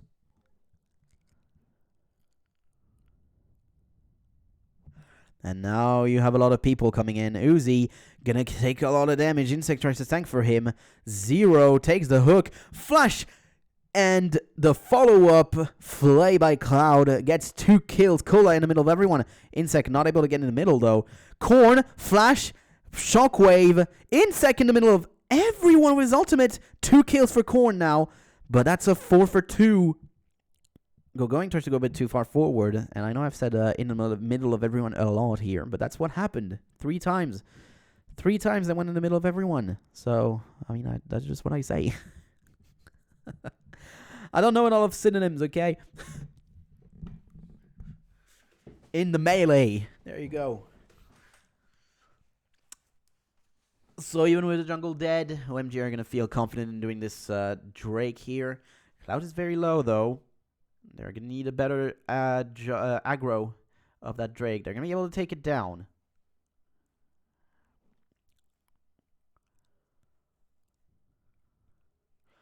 So right now, yes, going is ahead of the curve. Sorry, the curve. So for now, the game feels pretty good for them. Zero, very nice hook by Cloud, and the follow-up Flay. And both Uzi and Insect get taken down on that. Get taken by the Flay, and then Uzi just gets isolated. Wild card, draw a card, and he just goes down. Cola, man, that was a nice smite. A nice snipe by going. And he now has an extra needlessly large rod. Uzi gets the bot lane turret.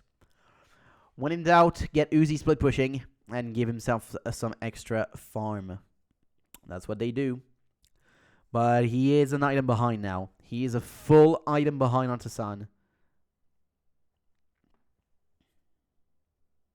Oh, yeah, those spears do hurt. And Destiny Gay used on the bot side now. And he is too scared to actually go forward. Even if the ultimate was used. The ultimate was used for vision, and he was too scared to go immediately into it. You know there's no one. No one was there. Oh, man. You know, sometimes just a memory like that. Yeah, your motor memory makes you think of something different sometimes.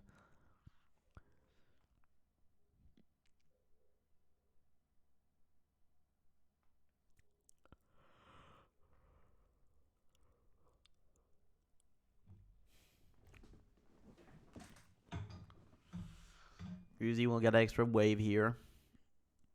Gifted to him, but not the EXP for some reason, with Insect actually being in there. He is a level down, so I guess I can understand it. Culling, thrown onto Korn, takes almost all of it, and that spear would have killed. Or at least got him very, very low. Yeah, I don't think it would have killed, but it would have gotten him very low, for sure. Because if it can one-shot a creep, man, those hurt. Korn backing. When the team is preparing for a 5-on-5 right now with flank. Insect looking for R flash 100%. You just know that's happening. Blade of the Ruined King used.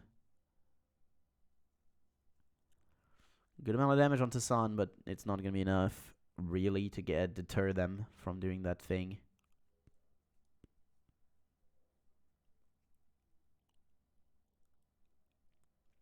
Going, still standing on the side. Looking for those flanks every time. Looking to get those spears out of vision. Which is something that will become a constant for Nidalee later on in the game.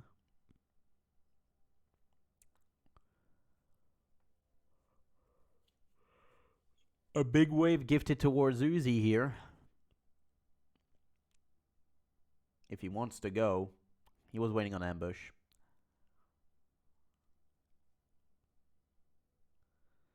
So Cool is seen. He did not use... Okay, yeah. So Cool is dead, normally. Never mind. Able to get away with the gate. The stun was long enough so that the expunge couldn't come through. And Cool able to get away as fucking Insect didn't keep on his CC. Should have kept his silence, but he didn't.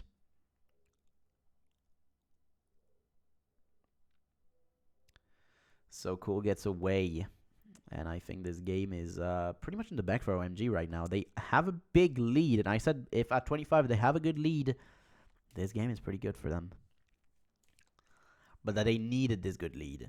If they don't have that lead and they don't have the lead on the map and everything, this game would be pretty hard. But right now they do have a lead on the map. They do have a lead just in itself. So, yeah. It's interesting. QSS for San. Wanting to stay extra safe right now with the Terrify from Insect, or maybe also the Twisted Advance from Cola. We have multiple forms of CC, even if not numerous. Uzi, 2 autos, just like that. Gets a good amount of damage in, actually, with the Brutalizer as well. 50 CS down still is Uzi. Insec uses the ultimate, going on towards Cloud here. And that's going to be it. He flashed in and everything, and that is going to be just it. Very little done with that play, as there was no real follow-up on that. And in the meanwhile, Cool was able to get an extra wave in the bot lane. Grab doesn't connect. Sorry. Grab doesn't connect on towards Uzi. Or Zero. Standing in the bush right now, Uzi. With ambush. Although, there was a pink ward right now placed. Uzi takes the trap. And that pink ward, once again, you're going to have to take that one down.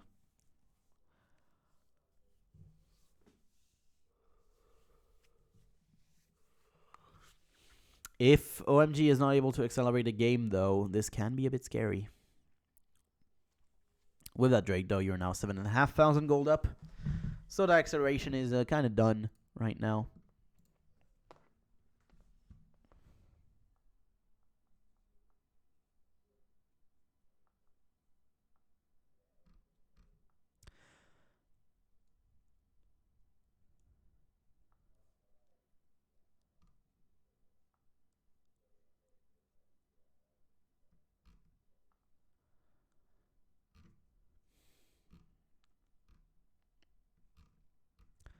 Sorry, I'm just...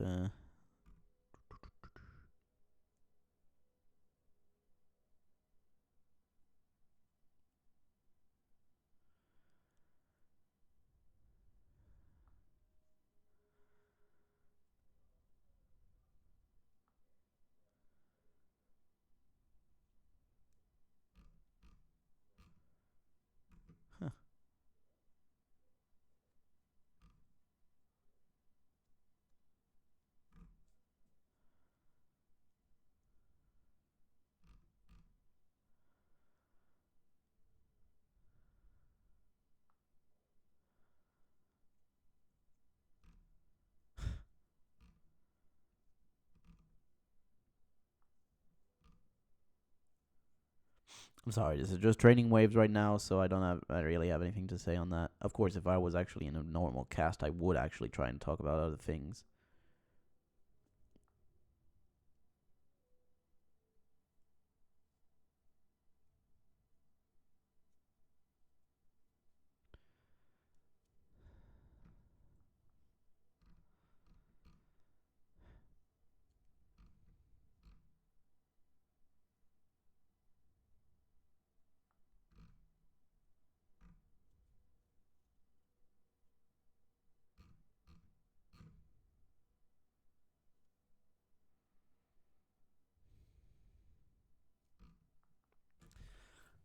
Cool. Gonna get more damage on towards that bottom lane. And of course, if Korn gets there, there's no response really in the top side of the map now. He's gonna get a bit isolated, Korn.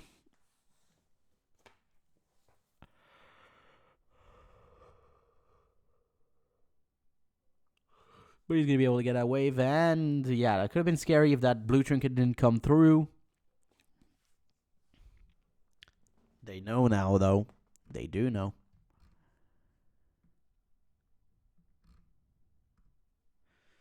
Leveling gonna steal those raptors. Well, Wraiths.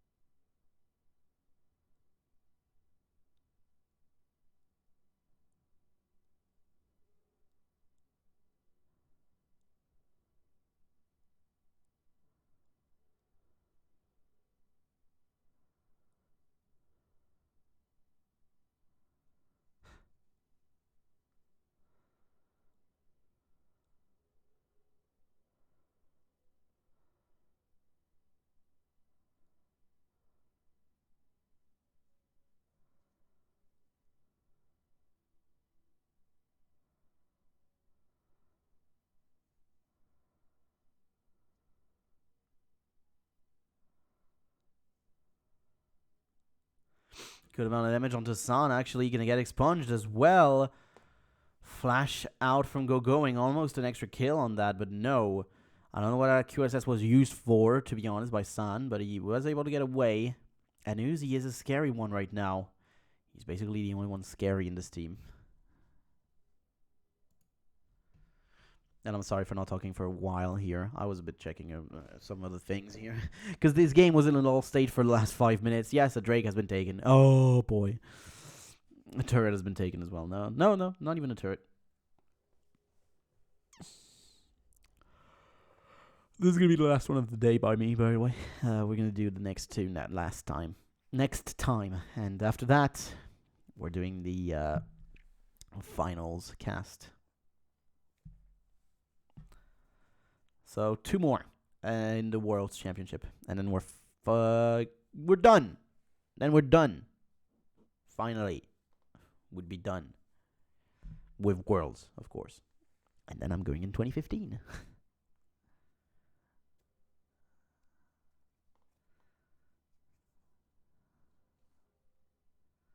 So Corn tried to tank it so that the wave could stay alive a bit longer and try and do something with it, but I don't think you're going to do anything. Cool, now level 16, has had a lot of free XP in the ball lane. You're almost 100 CS up for Son in this game now. 90 CS in the lead on Uzi. Is Uzi still relevant? Well, he is a Twitch, so he will always kind of stay relevant. That's kind of what he does. Cool, gonna get that ball lane turret. Finally, after all the time that he has spent on top of that one, he will finally get it. And no one's looking to get it. That wave, finally, Insec is gonna go towards it. And Loveling is gonna leap over to the Drake. They're gonna get their 3rd Drake, I think. Maybe 4th. I don't know. I think it's 3rd. Yeah, 3rd Drake. Right? 4th. Damn it. So they're gonna get their 4th Drake.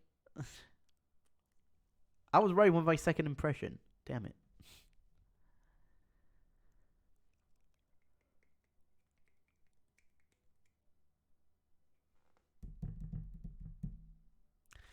So if I look at the items, you have a big advantage for every single person in the game for OMG. And it makes sense with an 11,500 gold lead that you would have those advantages. You do have Zhonya's for Insec, though. Cool. Gonna be able to back. Because even the poison doesn't actually stop the back. If you didn't know, back then it didn't. Nowadays it does, but back then it didn't stop it. And so with that positioning on the map for Starhorn now, OMG is going to be able to get an extra turret and even damage on the 2nd. But Korn is going to be there. So this turret is not going to fall.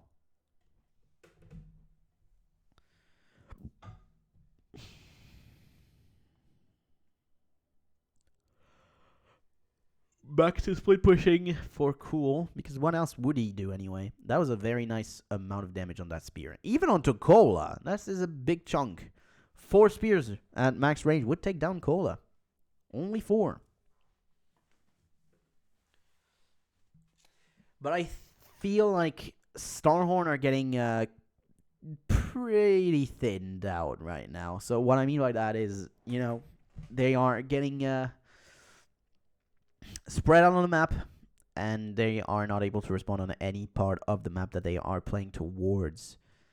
Because OMG are playing very conservative, and pretty well. Let's be honest now. Pretty well. And their gold lead is nothing to sniff at. 13.5 gold lead now. 1,000 gold lead. Even in a composition that doesn't scale as hard, right now this is almost insurmountable. And yes, Fiddlesticks was not the same champion as he is now also. Because right now he is a much stronger champion than he was back then in 2014. Now in 2022, this champion is much better. Sun gets that wave, pushes it fully, and they are looking for positioning around a Baron, which is one thing that has caused them in game number 2. But we will see if it will cost them in game number 3. They are around it, but will go out of it. as Starhorn are getting closer. Insec is only 1 level down, but he is 50 CS down, and Uzi is 120 CS down. He's going to go on to Go-Going, gets a crit, so that's a very nice amount of damage on Go-Going. But of course, going to be able to heal himself up. 2 heals should be enough, actually, to heal him to full. Insec going to jump in the middle of everyone now. Go-Going goes down. Doesn't even flash away. An extra kill. Cola gets his second. A massive kill onto Sun as well. Uzi gets the third. And this is very big. Are we looking... Okay, Cola will TP. Cola will TP back. Destiny is available. Will he look for something in the mid lane now? Is cool. This is massive. This is a big turnaround. This is a very big turnaround. Even if, yes, they are still 10,000 gold behind now, Starhorn. This was the play that they needed right now. Cola is going to be pretty big in this game now. With those extra 2 kills, they're looking for the Baron. Starhorn looking for the Baron buff. 5 seconds for leveling, 5 seconds for Go-Going. Destiny Gate used. Cool. Gonna get in the middle of everyone. That doesn't actually deal a lot of damage. They're gonna try and finish the Baron before everyone can come in. And they will do so. The good shockwave. The Baron is taken, but now Uzi has to do everything on his own. Cool goes down. Cola goes... Cola. I'm sorry. Cool goes down. Cloud goes down. And now Loveling flashes on top of Uzi. Zero and Cola are the only 2 remaining. Good Howling Gale slows down Loveling. Cola does get slowed though. And he will go down slowly. Doesn't have flash.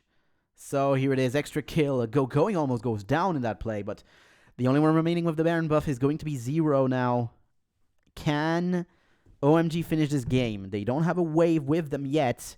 In the mid lane, you can't really do that with a massive, with a Nexus, with an inhibitor, the Siege minion.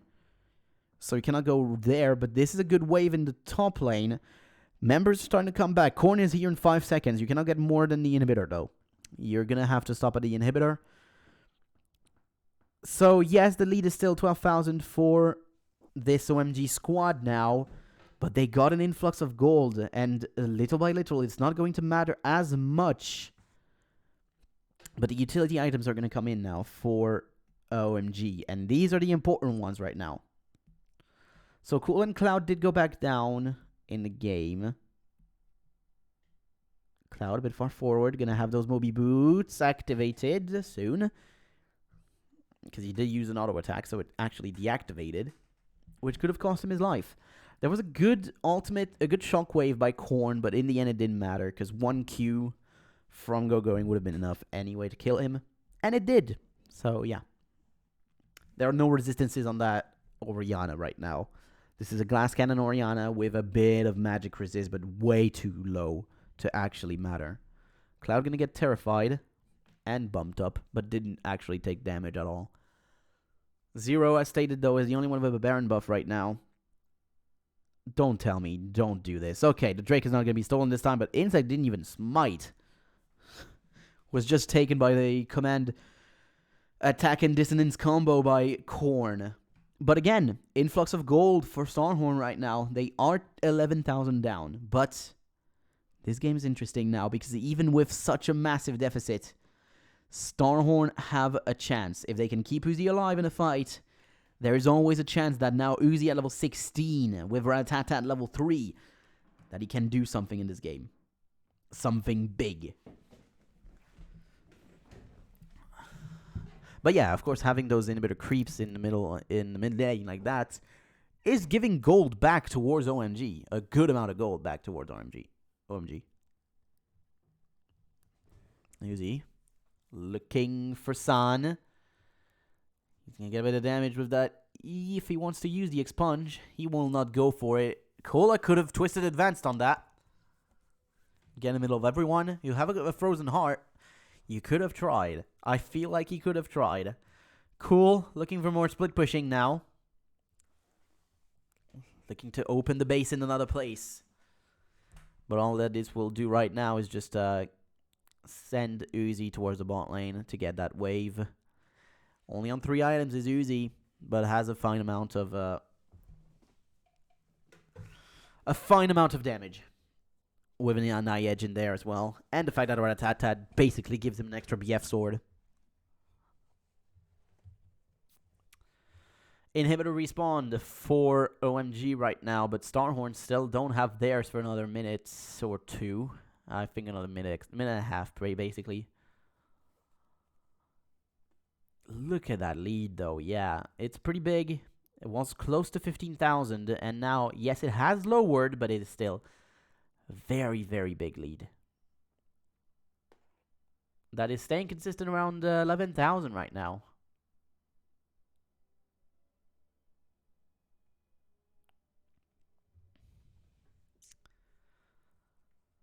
And you know what? I actually don't want to stop after that. I want to finish this series, actually. I just want to finish it. Destiny Gay used. Uzi is going to be the one that's isolated. Flashes away, but is still stunned. He will be able to get away, though. Cloud flashes in and gets Insec on the hook, but Cloud will be taken down instead. The flash from Insec. Massive shockwave, and Dazonia's Hourglass. Sun forced to flash away. Double kill for Insec. And Uzi is going to get an extra one. Flash. Spell Thief's Edge. Cool. Forced to flash away. No flash for Uzi as a follow-up here. 4 kills for 1. For Starhorn Royal Club. They're going to be able to get the inhibitor back in the mid lane. Can they finish this game with the wave that's coming in? Cool is going to have to do some cleanup work on the wave. The monsoon is great to keep them topped off. And Skola uses his ultimate as well to tank it. To tank these turrets. Wildcards were used as well. Can they finish this game? They have 20 seconds before someone important shows up. Zero takes a massive chunk of damage. He's almost down. Will not go down. Both turrets are down, though. And now Cola goes down. Both Nexus turrets are down, but they're not able to finish the game. OMG, defend.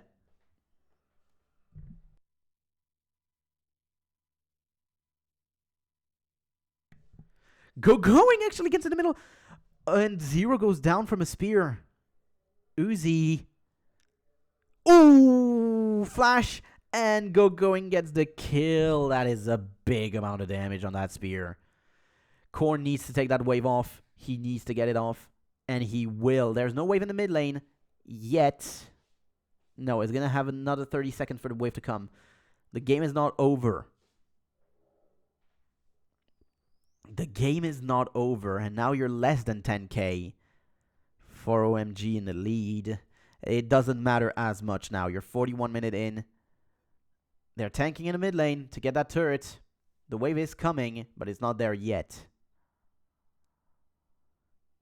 Okay, Uzi still has another 30 seconds before he comes back, but this will be another inhibitor. Can they finish this game with the wave that is coming in? Or will they just fall back to an objective like Baron in 10 seconds? Uzi will not be there for 5 seconds after that spawns, but they are not in position. There are wards, but there is no TP. Can someone look for a back door? If there is someone, it would be, Cloud actually. Massive 3-man shockwave. Cloud already gets taken down. Insec with his ultimate. And you just beeline it to the mid lane right now if you are Starhorn. You just beeline to the mid lane. You don't care about any waves. You don't care about anything. You have 3 minutes before your inhib spawns. But look at what OMG are doing. OMG are looking to get in with the wave and get another backdoor of their own. But Cloud Cola will actually back. All that Uzi in second corner have to do is just go straight. Go straight, finish this game. And Loveling and Going are now starting to back. Are they going to get denied? They are going to get stopped as well. This game is over. Starhorn Royal Club with a 9,000 gold advantage. They're actually going to get the win in the third game. Oh my god. That was a hype ending. That was very, very hype as an ending here. And if OMG backed before and not actually went for the wave, there was a way in which they could save it.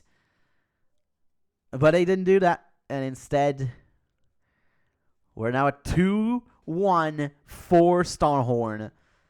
This is a pretty hype matchup, ladies and gentlemen. Pretty hype. And I'm going to continue. We're going to give ourselves another 3.5 minutes, and we're going to continue this. Whew, that was pretty hype.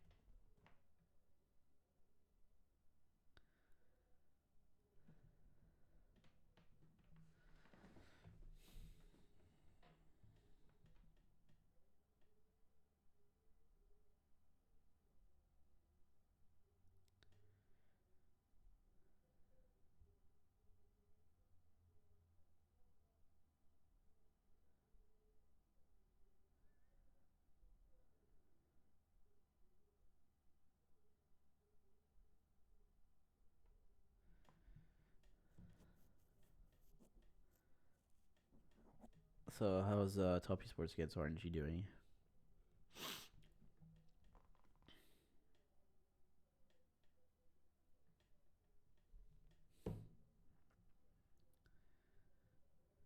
Yep, RNG. As I thought, by the way. I did talk about the fact that RNG would win the game, and look at that. Just from the draft.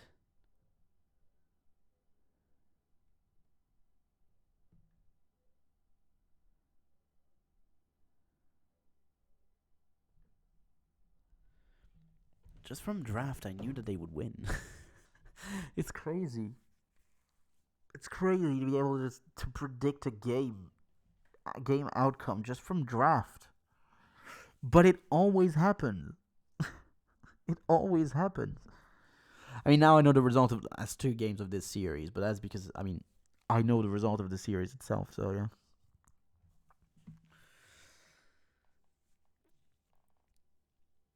I didn't know the result of game 3. That was pretty hype. I didn't know the result of game 3. So yeah.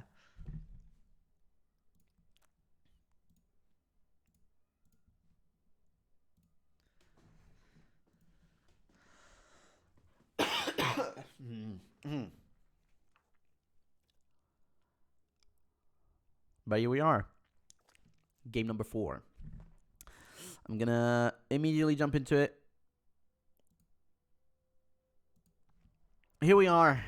Game number 4 between OMG and Starhorn Royal Club. And the bans are probably going to stay the same as in game number 2. So it's going to be the Rengar Janna and Alistar Rise on the other side. By the way, my grandpa is not asleep now anymore, so I can actually be a bit louder. That's why I was a bit louder in game 3.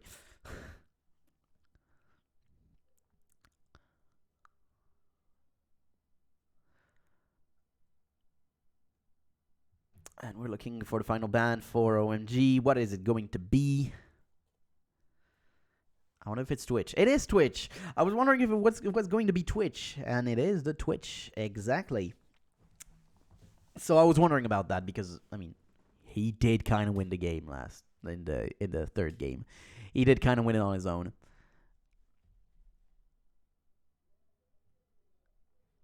Not really, actually. I feel like Korn was actually pretty instrumental in that game. Now that I think about it. No, Korn was actually pretty instrumental in that game. He was very, very big in this one. And Jace is going to be the last ban. Of course, Lisa is going to be the first pick. Why does it win? It's going to win, damn it. Kha'Zix is the response to that pick, because you already know what it's going to be. You know it. True that Zillion is still open. I mean, Maokai is also still open. There are a lot of things that are open in this game. And as much as I hate Lee Sin, if there's a Maokai as well in there, because this is the bot lane for Starhorn. This is Zillion Lucian right here. That's the bot lane. And I didn't like Zero on his Zillion in the first game. He didn't feel comfortable at all on the pick. He doesn't feel comfortable on any pick, except Janna maybe. That Janna was fine. And response says the support is going to be the Thresh again. Yeah, as always.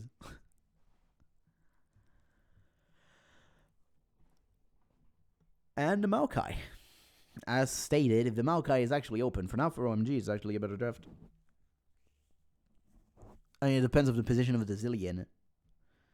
If it's actually a Zillion mid, then we might be talking about something different here.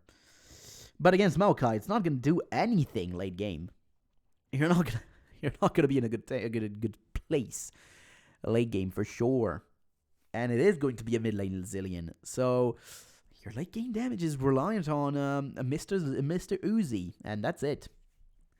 Because what are you looking for as your last pick? I don't want to see a Mundo this time. But at the same time, I don't want to see an Irelia or something like that. I want to see Irelia or something like that, yeah. OMG are going early game once again. I mean, it's not a bad strategy against Starhorn, but you just have to execute on the late game fights a bit better and be less scared. They didn't try for something around 5 minutes around the Baron, and they should have, because it gave Uzi level 16 after that, and he was able to finish the game. And this time it is a Mundo once again, and this time I'm not sure about it. I'm not sure about that Mundo this time. I don't like it as much.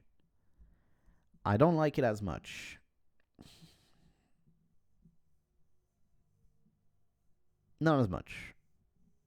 Although you might argue, but there's even more AP. Yeah, but support doesn't count as much.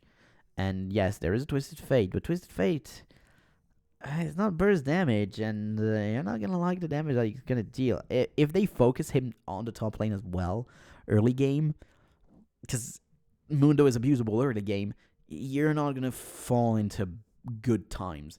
Mundo has only had one win this entire tournament, and it has been that last game with Mundo, the second game of the series. He has not won in the tournament except that game.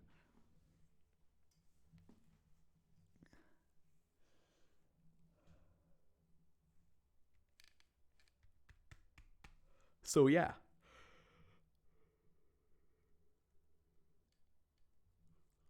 I'm wondering how this is going to go. The Lucian Nami lane is a tried and tested one, so we'll see how that goes. We might just have another lane swap, though. 4 out of 4, basically.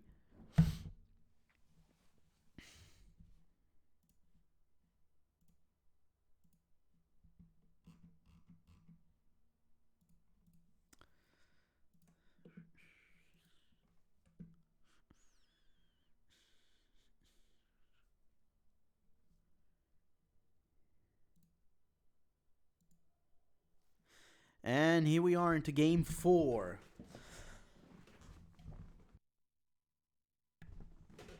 Here we are onto game 4.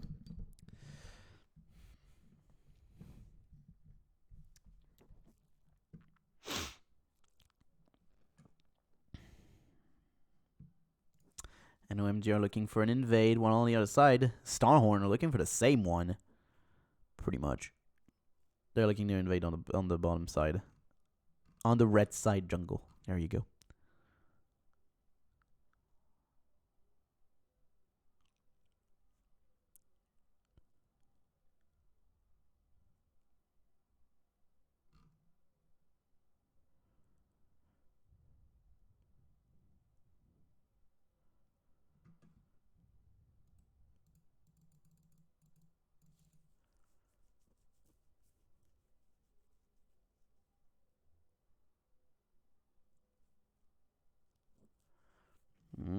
This is not great for Starhorn right now. They got slowed as well. They might just get pincered. Or just controlled on their exit. That's what Cool is looking to do. They're looking to control on the exit. And Lucian Nami are going to go out. They're going to go back here. You can see it. So where are they going? Towards the top side. And it looks like that's going to be a normal lane. Well, reversed, but a 2v2.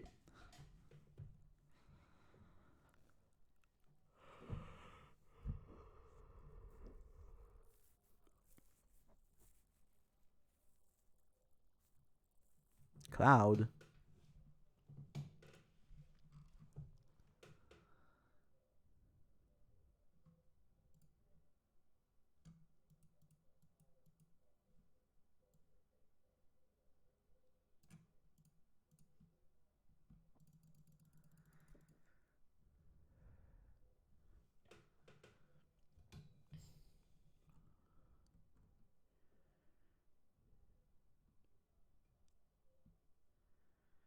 And so it's going to be a stolen red buff for OMG. And that's going to be a 3-buff start again for OMG.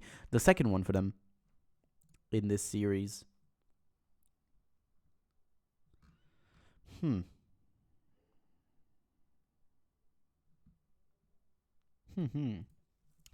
Oh, Zero going to be forced to flash away. Very nice bubble. Uzi cannot really trade effectively. He's only level 1 right now. So that doesn't really do much right here.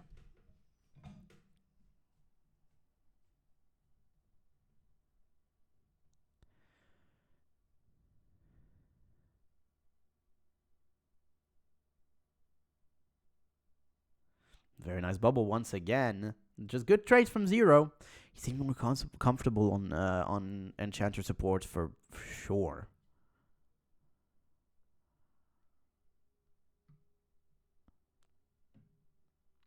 And another bubble, just like that. Good zoning. Good zoning, good zoning. And now, looks like Sun. Is he going back towards the lane? Yes, he is. Finally. Yay.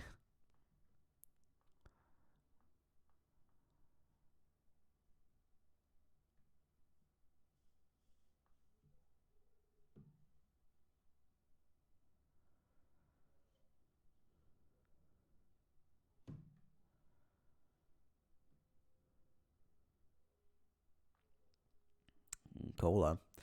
Oh, this doesn't look good for him now. This doesn't look good for Cola now, with 2 members looking to get in there, but he's going to play a bit more defensive as the team is probably screaming at him to go back. Zero standing behind. Gonna have to wait on the dash of Uzi again. Another good bubble connects. Good amount of damage onto Cloud. That was a very very fast trade right here for Starhorn.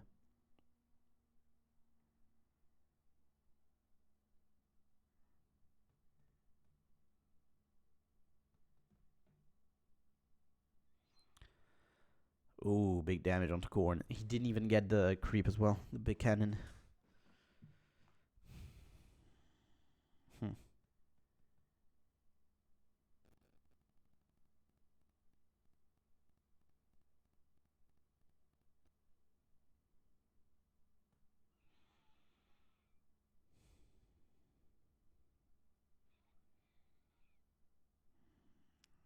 Zoning on the bot side of the map too.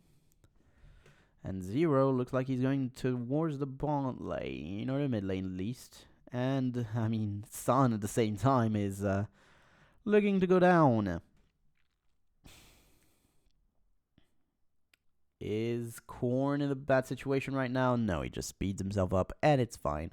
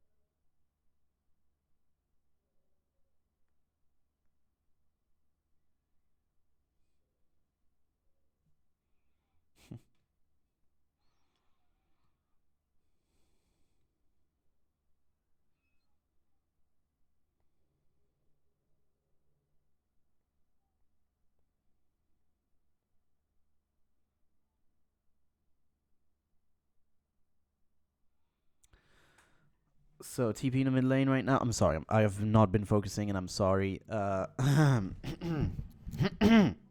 me focus back up.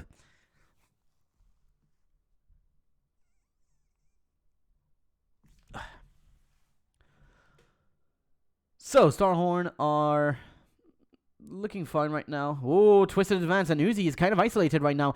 Destiny Gate comes in, and a lot of damage onto Uzi. He's completely isolated, doesn't have flash, doesn't have heal. The ultimate is in, by the way, but he is a bit left alone. He's going to be able to get first blood, though.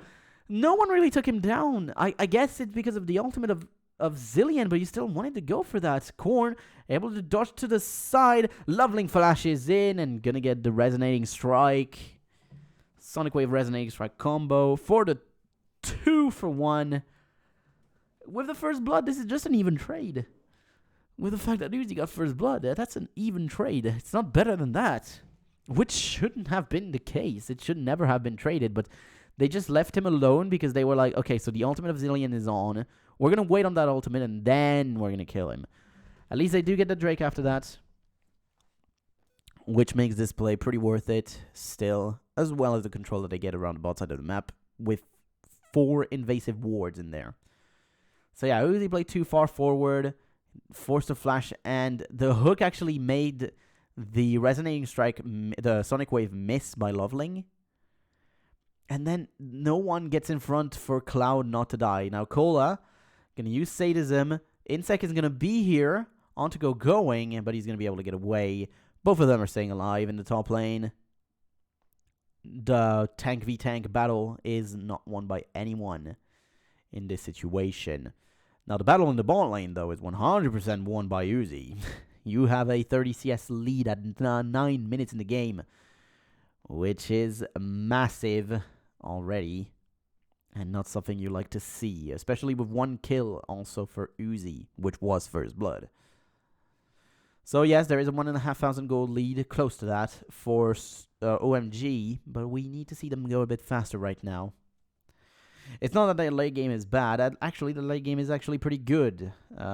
It's better than what Starhorn has right now, but their damage is pretty limited still. The fights are going to take a long time to get going, and there's no real poke, so it's going to be one pick that is going to lead to a cascading effect after that. Oh, look at those trades.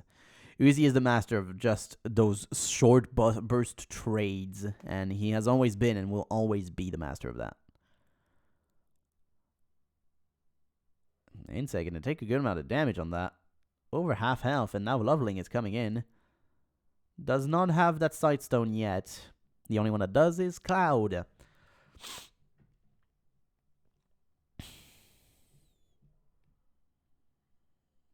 He did have some wards on in his inventory though, so that has to count for something.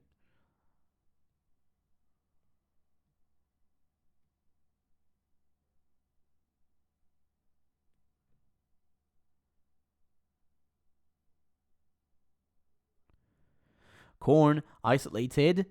Gonna have a lot of damage thrown on top of him. He needs to arm himself before... Okay, the kick didn't come through. So now, Loveling put himself behind, just so that he can kick it if needed, which is not needed. Cool just gets an extra kill. Ignite thrown in with a bomb. Never gonna kill. Cool. Almost full HP. So overall, right now, OMG are actually doing what I asked of them, which is accelerating the game. Of course, the solo lanes are what is accelerating, which is 100% the best way to accelerate in this game. Uzi forced a relentless pursuit away. Mid lane turret is going to go down, and Starhorn now are going to be falling in over a 2,000 gold deficit, 2,500 gold deficit now. Lee Sin's accelerated 1-0 and 2. And Twisted Fate is mostly the one that is accelerated with 1-0 and 2 record 2. And as both top laners are staying even, the one that is benefiting from this the most is going to be the Maokai. Gift farm to a Maokai, and he becomes incredibly tanky and annoying to deal with because he still deals an incredible amount of damage. Something that Mundo does not do. Mundo does not have that amount of damage that the Maokai has. Spirit of the Elder Lizard for Insec, who has a small CS lead, but of course a gold lead is probably for Loveling still. Blue buff is going to be secured by OMG, but it looks like a 3-man play around that top lane. It's going to be hard to do that against Cola, though. There's no Destiny for Cool. A very quick flash away again from Cola. That's the second time on Mundo that I've seen him do this. I feel like it's too quick, and that he should wait a bit longer for that to be happening. I like the play, the attempt of the play, because you're still a minute and a half away from the Drake, so you have time to come back on the map and get vision set up and everything. Tidal Wave comes through. Uzi gonna try and get the kill onto Cloud. A good flash away.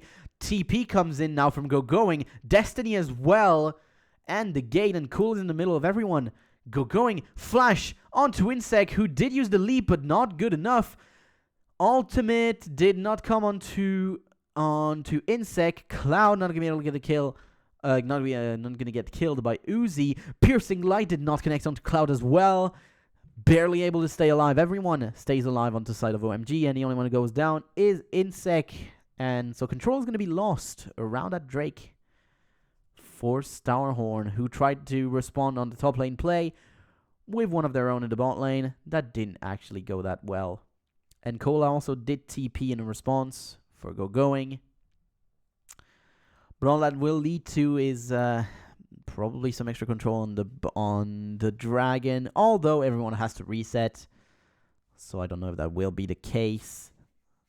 Doesn't look like it is. So we're going to have another fight before that Drake comes through.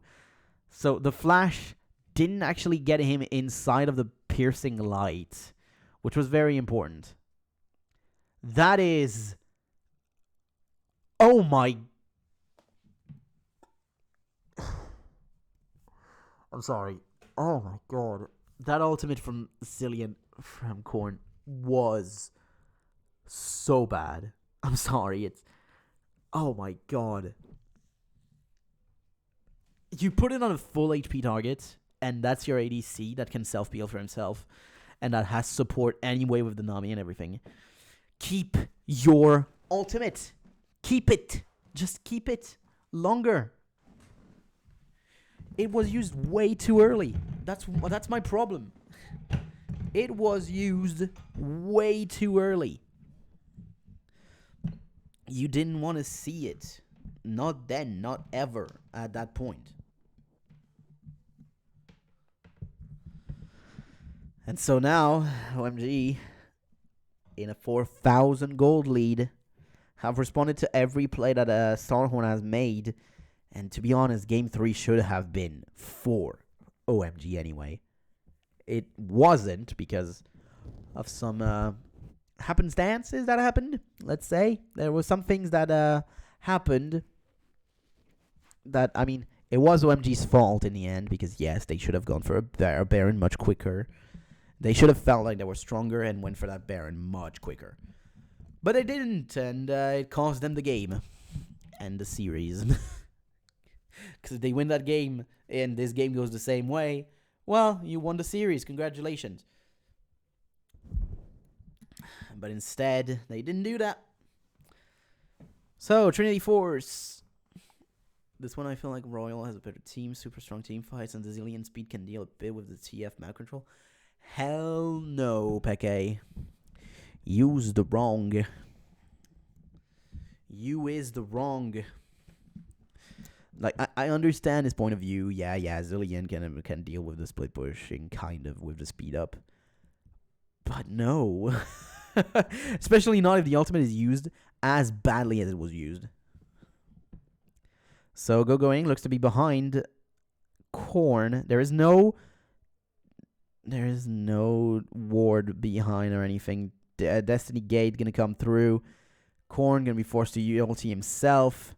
Will he have another speed up? No, 10 seconds for that one. Well, actually, there's W, so maybe there was a speed up, but he is completely stunned. The Twisted Advance, finishing that kill. Insect jumps on to go going. There's going to be another Twisted Advance, though. And he is extremely tanky. On the other side, Cola, isolated. And go going, going to jump on top of him. He is going to go down from the Ignite and the Elder Lizard. And in the end, it will be a 1-for-1 with a lot of damage, though, on Starhorn's team.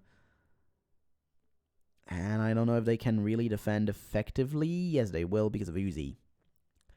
Uzi is the only one keeping the team together still right now. As Korn is not doing it. Nope, not this game, that's for sure.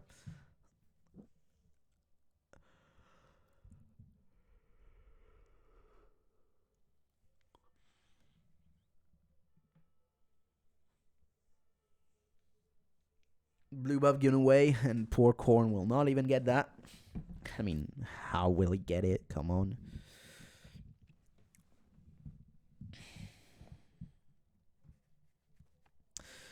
But yeah, their only saving grace right now is that bot lane. Cola, of course, went with that Spirit Visage. First item. Duh. Amundo, I get MR. Amundo.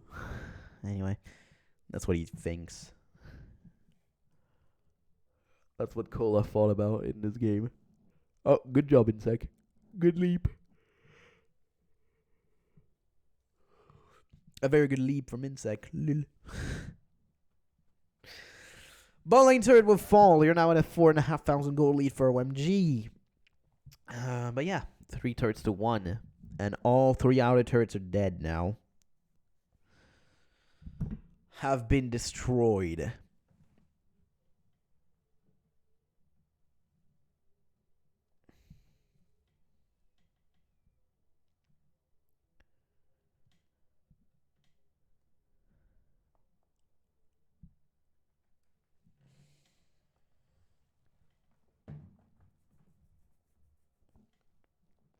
Yeah, 5,000 gold in the lead for OMG. I mean, I don't have anything else to say right now. We're in a long state. No objective is there. Insect gonna get hooked, actually, right here.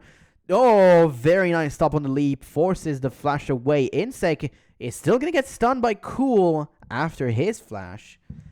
And this is a free kill right there, just like that. Yes, there was a TP and a flash expended on that. So I'm not saying free, come on. Zero gonna come in with a tidal wave. Gonna get hooked, though. Gonna get 100 to 0'd, but will have the ultimate. He does have a flash. Will use it. Destiny Gate comes through. Very nice amount of damage onto 0. Twisted Advance and the kill comes through. Sand finishes that one. Another gold card. And a lot of damage onto Uzi. Loveling is going to follow up on that, but go down. Very nice flash and heal from Uzi to stay alive. A piercing light finishes the kill as well. So, in the end, that's a 1-for-1 trade again. Well, 1-for-2 if you count Insec. And the turret will not go down yet.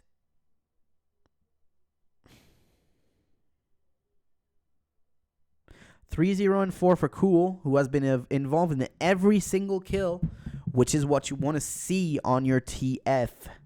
So yeah, flash in from Insec. Double pink ward. The double pink ward to actually see him get away. Because, I mean, that was pretty useless pretty useless pink wards right there. And Zero's just like, okay, I'm going to go and cleared them. And then he just gets hooked. Ultimate from Korn is used.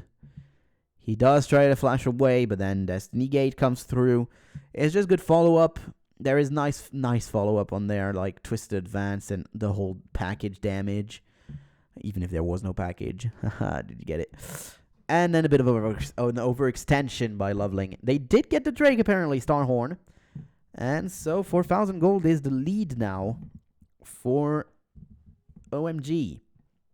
As that Drake did give them a bit of extra gold for Starhorn.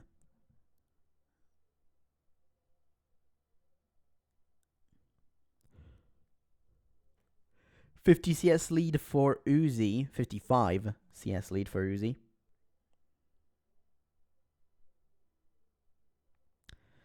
As stated, though, it doesn't mean as much, to be honest.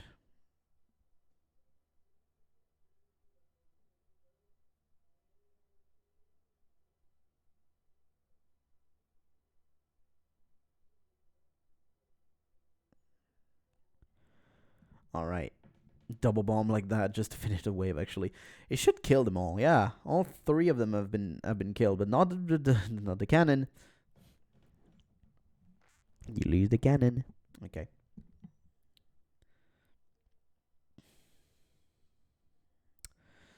$22-minute game right now, and it's everyone's game at this point still. Yes, you have a 5,000 gold lead for OMG, but I still feel like there is a way in which Starhorn come back in this game and win it.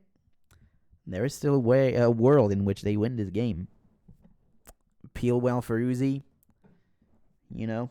Although, they have a good range advantage. OMG has a good range advantage. So, I don't know. It's a hard one. For sure, it's a hard one.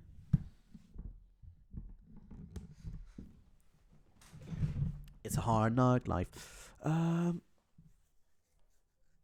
No yellow trinkets in the game anymore. Only blues and reds.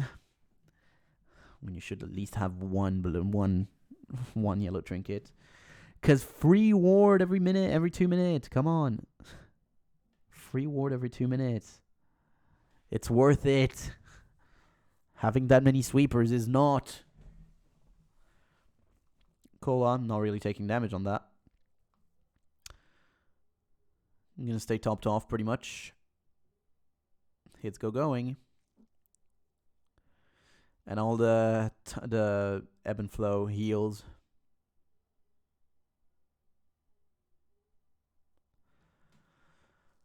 Korn does have E at level max right now. Okay, good. I thought he didn't actually improve the Gatling gun level as a second increase thing that you increase. But no, he did. It's fine. A hook onto Insect came through. Now Cloud, a bit isolated, forced to use the box. Sadism from Cola comes in. He is pretty low and isolated right now, and he will go down. Cloud gets that kill, though, probably with Ignite. The ultimate from Korn comes in. Loveling actually able to finish the kill on that one with the Resonating Strike. Going pretty low. Uzi tries to go forward even more. Not going to finish the kill. Cannot actually follow up. Doesn't have another Relentless Pursuit because you don't max that second at that point. And there are 3 blinking health bars, but everyone stays alive on the side of OMG. Everyone is low, though.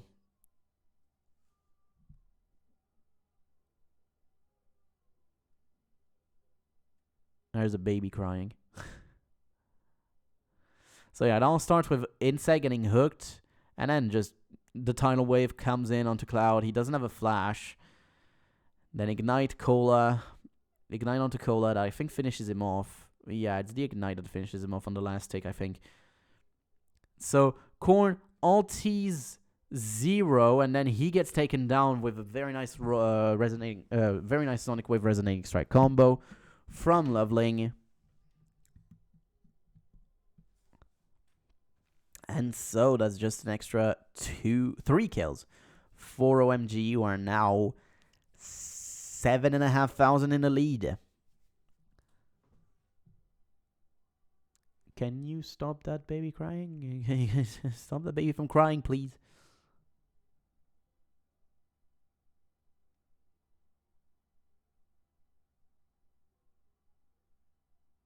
It's not that loud, though. Whatever. Mid lane turret will still stay up for a bit longer right now. I don't know for how long. Infinity Edge second for San. I enjoy that. I'm okay with that. Top lane turret will fall. So that's the 5th turret for OMG right now, who have a now over 8,000 gold lead. Again, though, gold lead is not 100% representative of the game right now.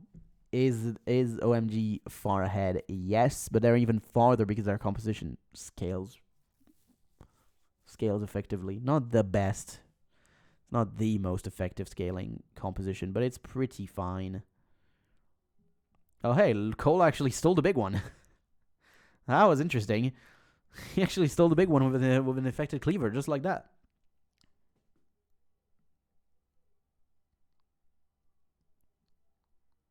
Big damage onto Cool. Oh, the calling came through, but it would not be enough. Valkyrie away. Insec looking to go a bit forward, but his ultimate was used now. We have a Lich Bane for cool. That's going to be a lot of burst damage on one auto. Loveling gets away with the Lantern, the Dark Passage. Damage on the mid lane turret. Not going to be extensive right now, as you don't have a lot of follow-up on that. And there is a wave clear. Valkyrie, Insec, isolated, takes a lot of burst damage. Will have the ultimate on top of him, the Chrono Shift. But will it be enough? Of course not, because you don't have the leap anyway. Right now, Cola actually gets ignited, but he will be able to get away with sadism.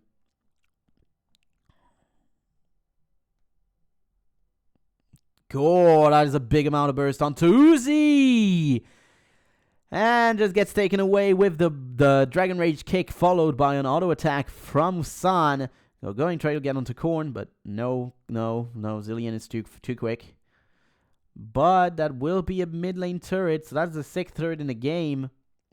Korn continuing just to run away. I don't know if he'll make enough distance in this chase. And there's a TP by Going just to not let him execute himself. I'm not sure that's the best of play, but okay. Oh, they're short. He doesn't have any mana. And San will finish the kill. 5-0-5 for him now. This has been a good early game by OMG, but at the same time, I feel like Starhorn have just played this game badly.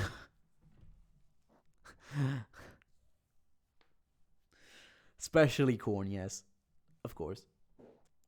Because I don't feel like he's a good player, actually. Yeah, so it was kick followed by Missile Barrage that killed Uzi. And then 0. And then the massive goose chase for Zilean comes through. Not like Zilean is very important right now in the game. He is not. He is not actually that good.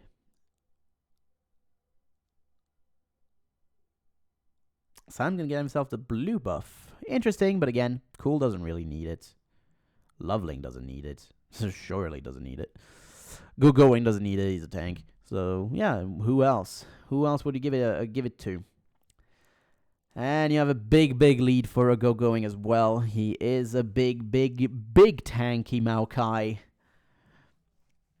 And you're not taking that guy down. Although on the other side, you're taking Cola pretty effectively down. Get one of those big crits, and you're gonna be fine.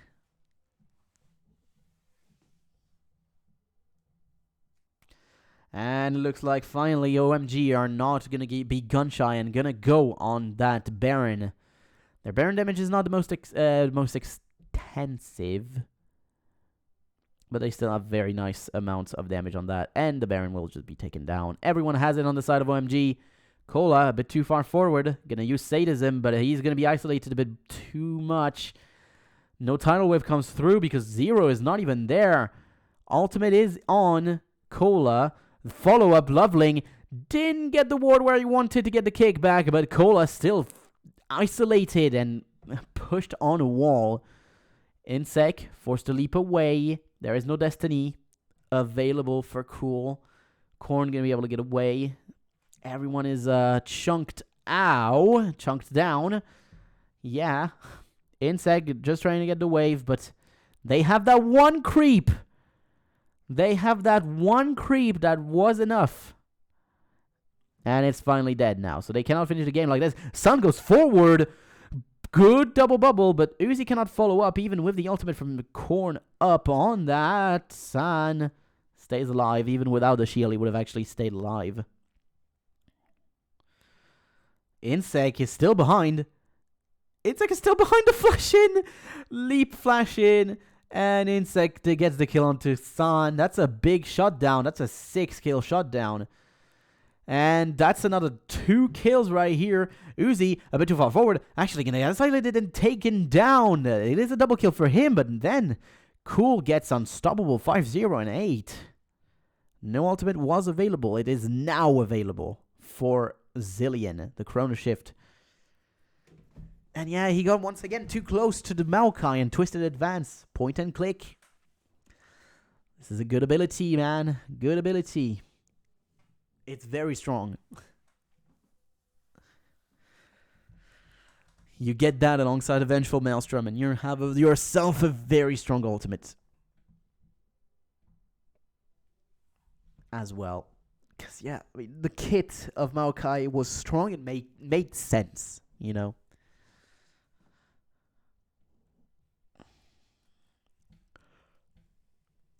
I feel like he would still be actually a top laner that is still played today with his old ultimate. That may be a stretch, but I don't know. I do feel like that ultimate was very, very strong. Denying 20% of the damage that the enemy deals in a zone, that is massive. Destiny Gate was used for Cool to get back in the middle of everyone. And Sun's going to get himself the red buff. Rabadon's death cap was immediately completed by Cool. He had a lot of gold on top of him. If you want to know, I think he had a lot of gold on himself. Because he just one-shotted a Rabadon's death cap. Yeah.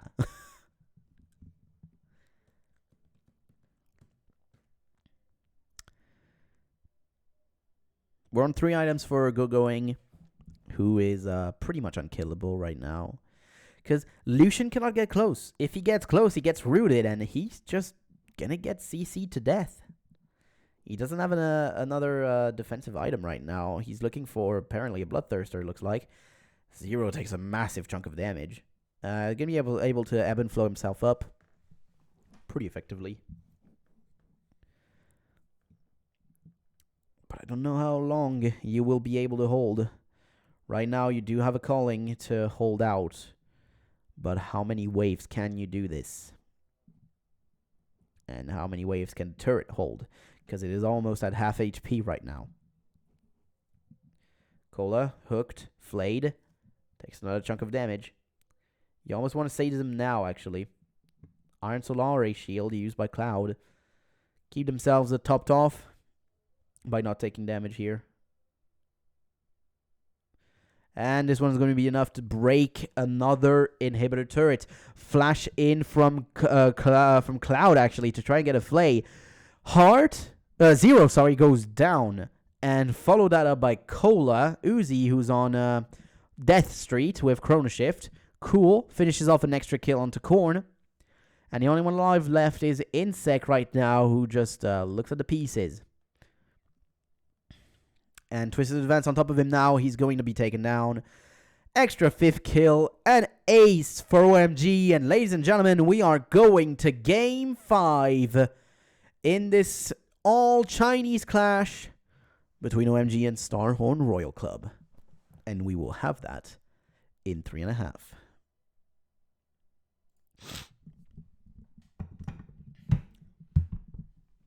Woo!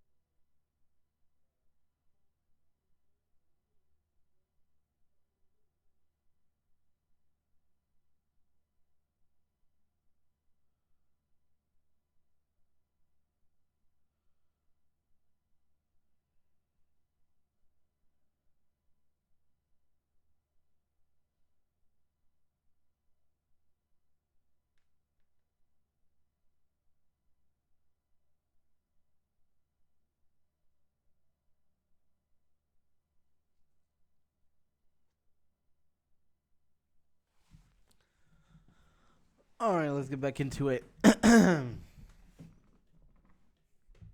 me up. Whew.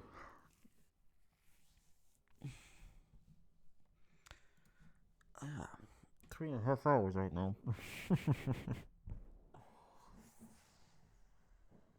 This has been a pretty long series.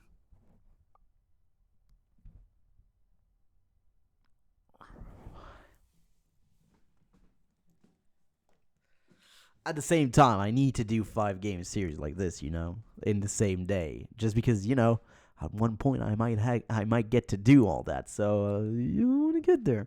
And yes, I'm kind of leaking right here, but I might have an opportunity at one point. I don't know. We'll see. I would love it for that opportunity to happen. So we'll see if it will. So, with that being said, let's get into Game 5 between Starhorn Royal Club and OMG.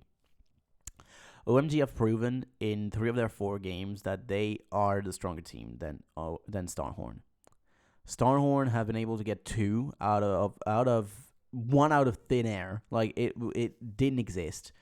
That winning Game 3 didn't exist, and it did because of mistakes that OMG made, being too passive, not playing around that Baron, and it cost them in a way that was damaging to a damn high point.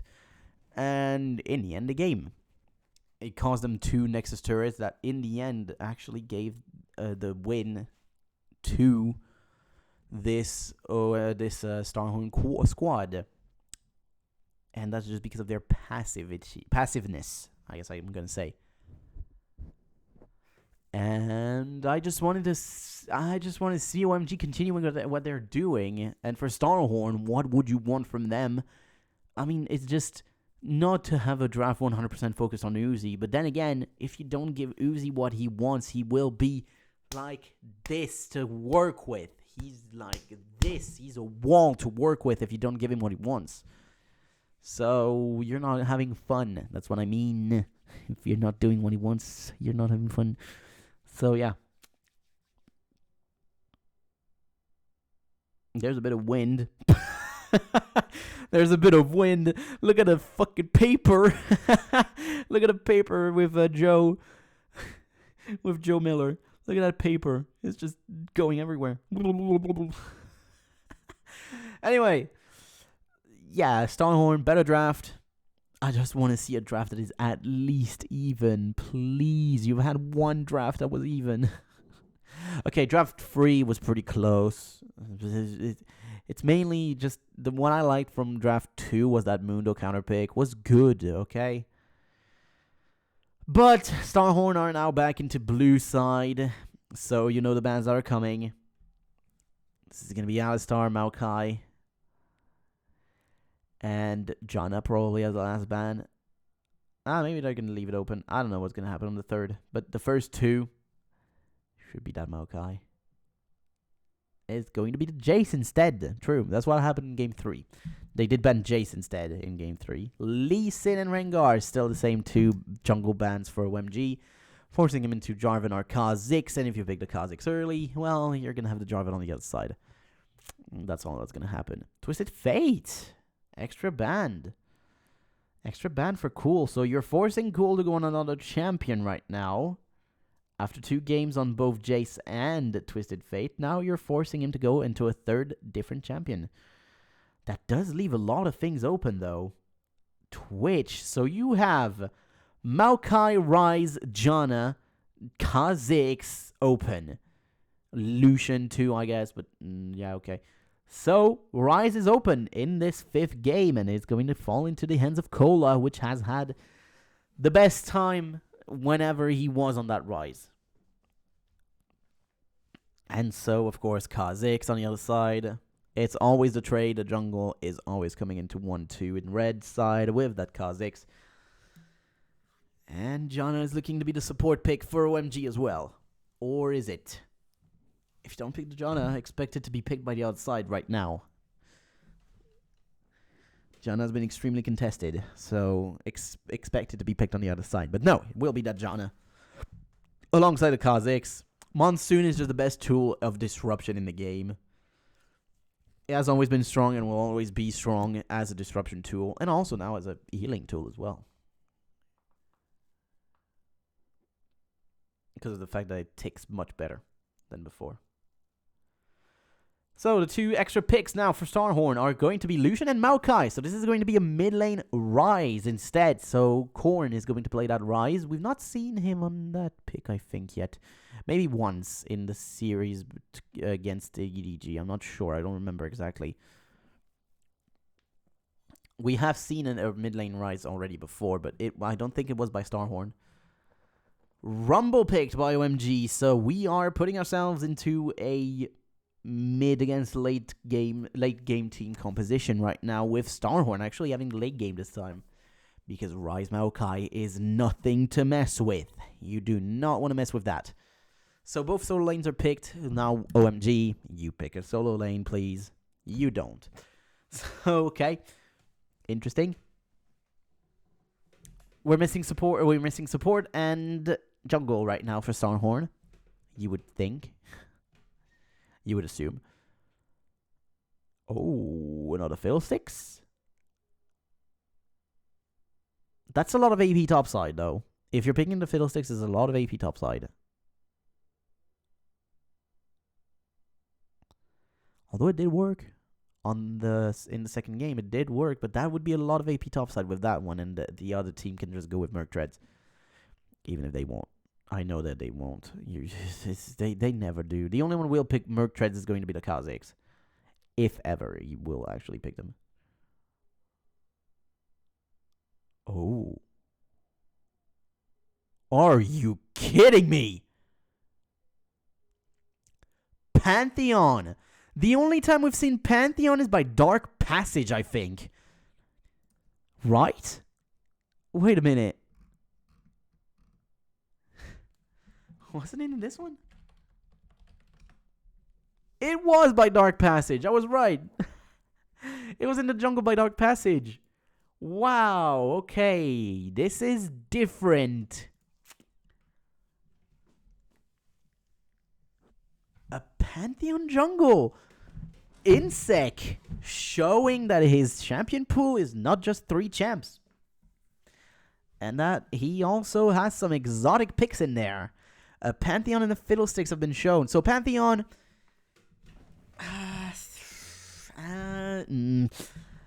it's... there's good follow-up. There's very good follow-up. And there's good engage as well. So you are a good follow-up as well on that. So, all in all, it's not that bad of a pick.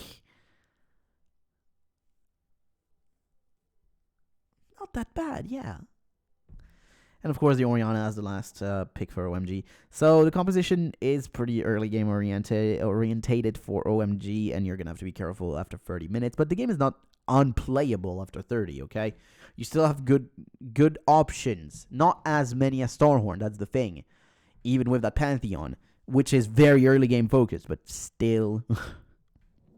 still, you have 2 very strong solo lanes that scale incredibly well as a Lucian that will always do something in the late game, no matter what. And we've already seen this matchup, Lucian against Corki twice, and Uzi has demolished San twice in the 2v2 matchup. And so much that San just got away every time. So we will see how this game 5 goes. It's an interesting one to be sure, for sure. It's an interesting one for sure. 6-11. Around 40 minutes. Okay. Around 40 minutes for this 5th game. So strap in. We are here for another 45 minutes. Pog.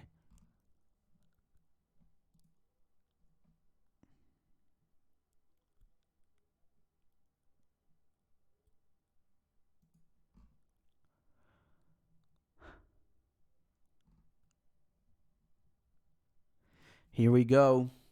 We're starting game number 5 between Starhorn Royal Club and OMG. And yeah, once again, I just want to reiterate that those 2 solo lanes are very, very strong for Starhorn. Once they scale, you cannot stop them from scaling. They will always have an edge when it comes to late game team fighting right now. And the thing is, you have good control of the map as well between Maokai, the box of Thresh as well, you know, Vengeful Maelstrom, the box, and the Grand Skyfall. You have 3 ultimates that are very, very good at controlling areas of the map. And it's very interesting. It's an interesting way to see team fights, and I kind of want to look at that a bit more in depth.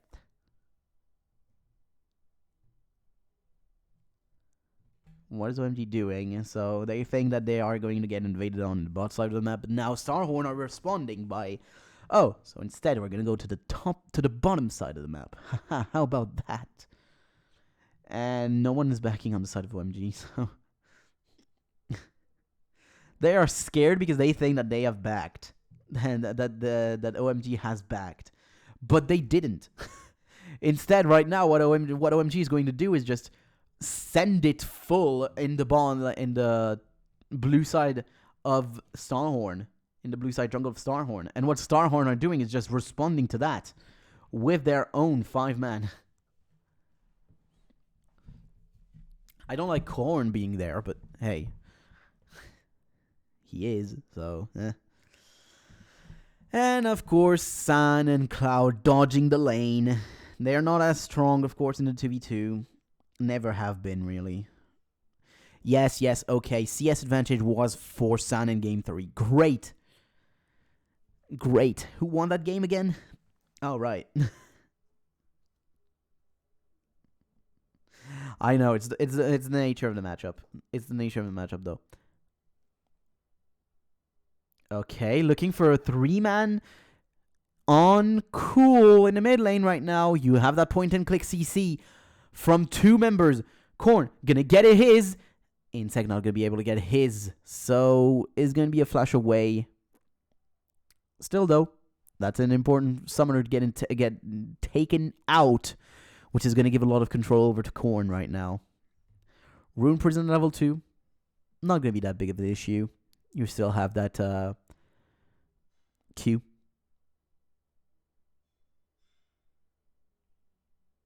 And it's going to be a full push on the side of OMG. At the same time, Starhorn are going to do the same thing. And Going is going to get hooked, forced to flash away. Doesn't have TP, so this one is not in a good position for them 100%. First OMG 100%.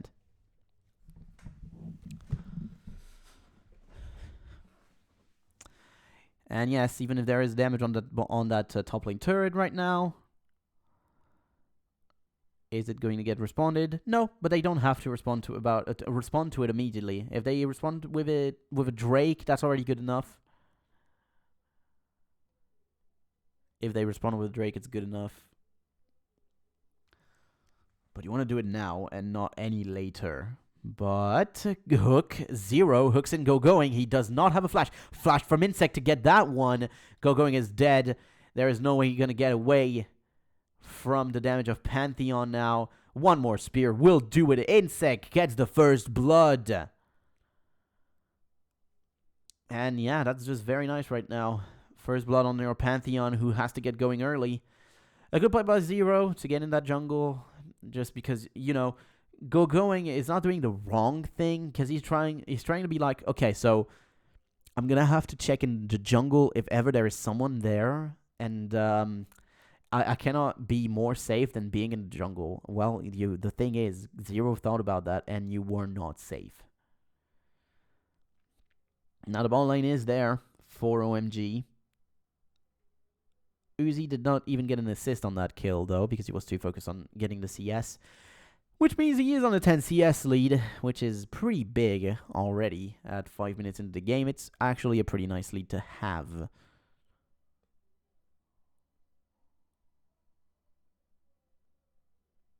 Pickaxe already picked up by Uzi. Very nice. Getting a pickaxe this early on is very nice. And, of course, there's no return gank in the mid lane. But now you don't have a flash on Insect anymore, so I don't know about that. 0 was spotted. So Cool just plays it cool and just goes back. Yeah. Uzi, of course, is going to have the domination in the lane, but oh my god, the number of potions. 4 potions for San. When you say someone is scared, that's how you say it. 4 pots against someone. That's how you say I am scared. Because he is scared of Uzi, let me tell you. Would I be scared of Uzi too? Yeah, I would. I would be scared of Uzi.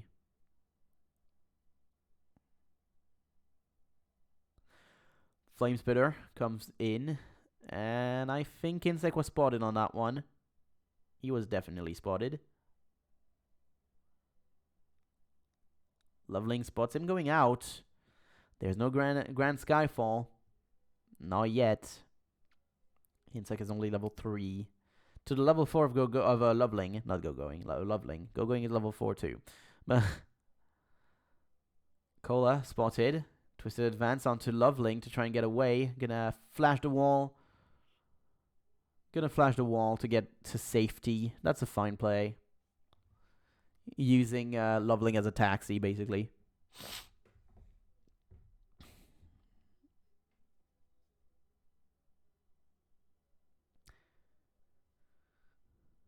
Once again, 10 CS extra. 10 CS lead. 10 plus CS lead for Uzi.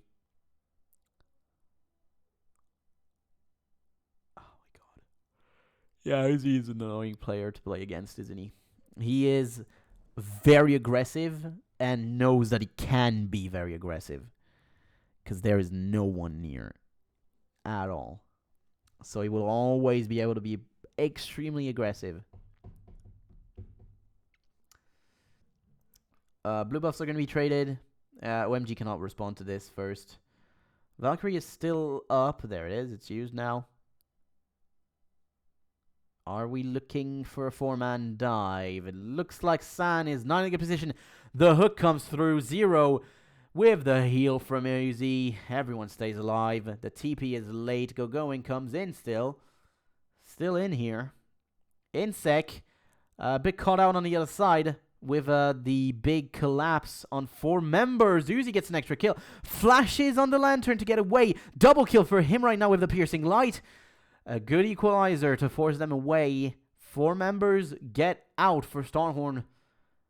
And there is no shockwave anymore for Cool as well. So that was, in total, a 3-4-1 on the side of Starhorn Royal Club, who are starting with a 1,000 gold lead at 8 minutes. Which is something that has not really happened in the other games, except game 2. We've always had a lead for OMG. But already having a lead for Starhorn in a game where they scale 15 times better than what OMG has is very big. And especially as Korn got an extra kill in that one. Like, Korn got the kill. Now, yeah, you have Loveling and Cool coming in. Insec is, well, he was dead anyway, let's say, in a situation like this. So Uzi gets in there. Okay, no. So it was Cola that came in with the lantern, and then Uzi just flashed away. I thought he flashed in the lantern to actually take it. But no, it was Cola that took the lantern, and then Uzi just flashed away. Okay. Not as cool. Not as cool. So catch-up XP is really pulling its weight right now for Insec. Still staying pretty close to even with Kha'Zix, when it should not be a thing.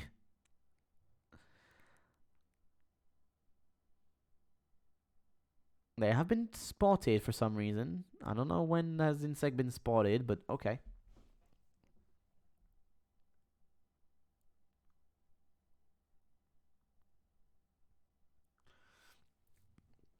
Here we go. Insect just took some XP to get level 6. This time, I'm not against that because it's for level 6. It's different. I'm okay with that. Oh, there's going to be an ultimate on that. Yep, ultimate is already thrown in, and Insect actually came in from behind.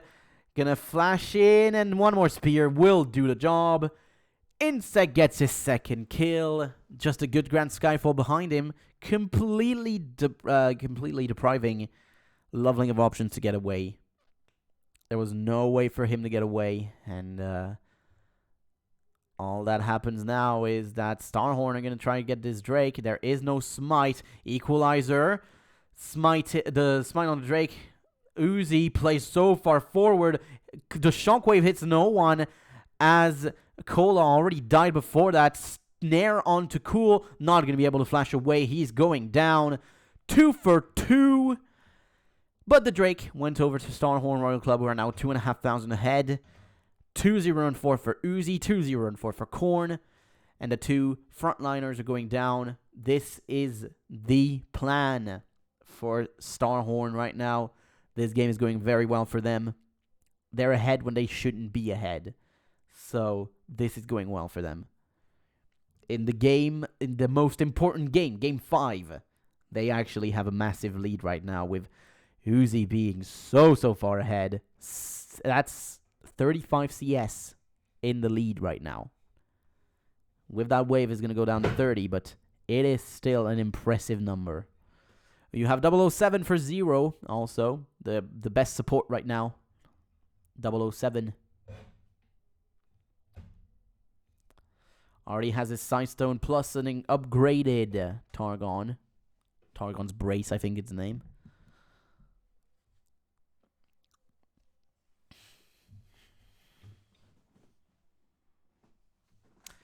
And those overloads already deal a good amount of damage from Korn. Alongside that ultimate, of course. Going. Looks to be a bit isolated. Uzi comes in with the lantern as well. Going is dead. There's nothing he can do in this. Doesn't even use his ultimate. That was a bit troll. That was a bit troll because I don't know if it was for an assist for Insect or something. But they didn't even give it towards him. So, weird. Star Zero, a bit isolated right now. Almost taken down, but is able to get an extra stun in there. Loveling able to get away. Had to use his ultimate and an extra leap. But he's able to get away. And now we have not had Uzi farming in for a bit of time. That's a lot of damage on that mid lane turret that's going to happen here. Korn comes in on the side. Had used his ultimate here. Grand Skyfall comes in as well. Flash out of Cool, and the heal from San are going to be forced away. That's a good little Grand Skyfall again. 2 summoners against an ultimate. You'll always take that trade. I want this to be done in 25 minutes, by the way. Would be nice. In extra 25 minutes, because I know that it's around 40 minutes that the game is taking, so...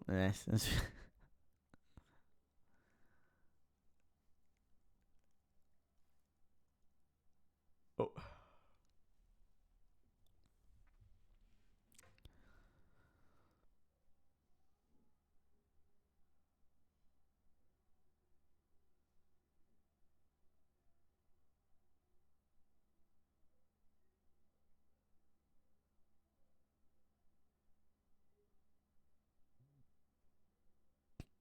And you have to wonder now, are the mental of OMG still fine right now? Because they know that they're behind. They know that they're far behind. And that's a 4,000 gold lead at 14. So the next Drake, if OMG want to fight that, is going to be quite hard if you don't have at least a Trinity Force onto Sun.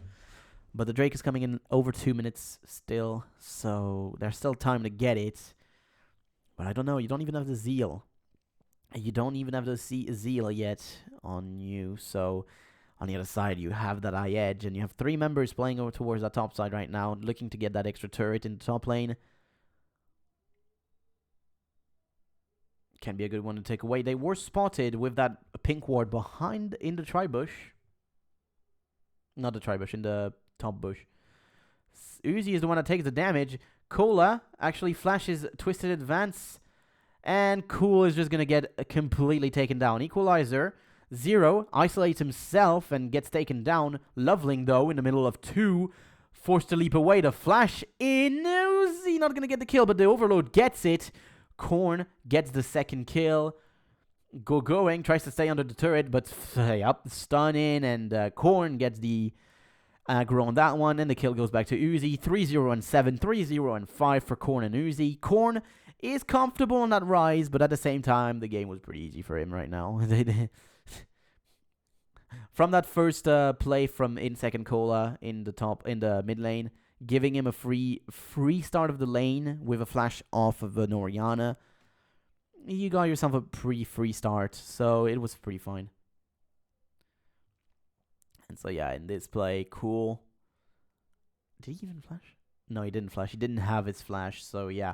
And then Zero isolates himself. He couldn't go on the equalizer anyway because he would have died, but yeah.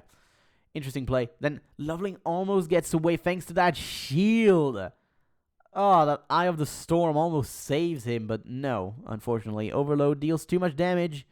And then massive amounts of follow-up. Cool, gets stunned, still doesn't have a flash and gets taken down. Third death for Cool. Completely caught out of position. 10 seconds for Drake. There's no way you fight for that, and now you have a 6,500 gold lead already before the Drake and before that turret falls. Because it will. Because it will fall. So you're probably going to be close to an 8,000 gold lead now. With that falling, with that Drake falling, because I don't think you're ready to face this Starhorn team. Yes, there is a Trinity Force now, but yeah, that Drake is just going to fall. It is just going to fall before anyone can even respond on the side of OMG. What they are doing is just trying to get a bit of vision on the other side of the map, which is fine. This is probably the best thing you can do in this situation. I like how Insec actually maxes E. I mean, he didn't max any because he has a Q at level 3. So for now, it was a Q3 and an E5. I'm okay with that. And the way that E is actually reliable damage, as well as I mean, you know, the other one's also pretty reliable because it's it's a point and click, but you know, both were fine options, and this one is more sustainable damage. Like it stays on for longer. Korn standing on a ward, but it doesn't matter. It's not a ward that matters in the grand scheme of things. It just lets you know that, yes, there is someone there, and how are rotations going, you know? How are the rotations?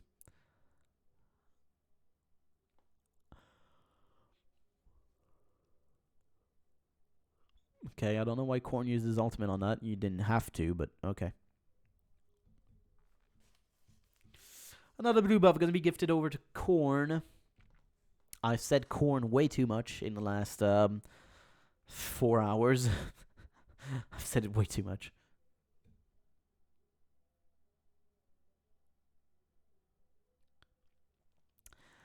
And the bot lane turret also fell and everything, so we are in an 8,000 gold lead. That bot lane turret fell in a long time ago, but still. 8,000 gold lead for Starhorn Royal Club, who are looking really good in this game. This is the game of a finalist, you know? This is the game of a finalist right here. Why is the number moving up in the smite? Because it went from 450 to 460 here. 464. What the hell is going on with smite? 417? What the hell is up with smite? Back at that point. What? I don't know what's happening with smite. Anyway. Isn't it based on level, the damage of smite? Even at that point? I don't know. The two carries on this team of Starhorn are really, really big. You have a 3-0 and 6 Rise and a 3-0 and 7 Uzi Lucian. And yeah, those are two very, very big carries with 2 items each. The Banshees, not sure about the Banshees, but you know, sure, I guess. Yeah, just like that. You don't get popped on that. Yeah, sure. If you had those tier 2 boots, though, that would have been a catch. And you would have forced him to flash or ulti.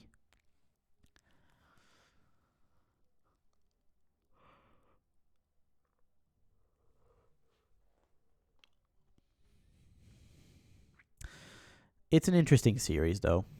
It's an interesting series because it shows the differences between the Samsung teams in Korea in general, and then the Chinese teams.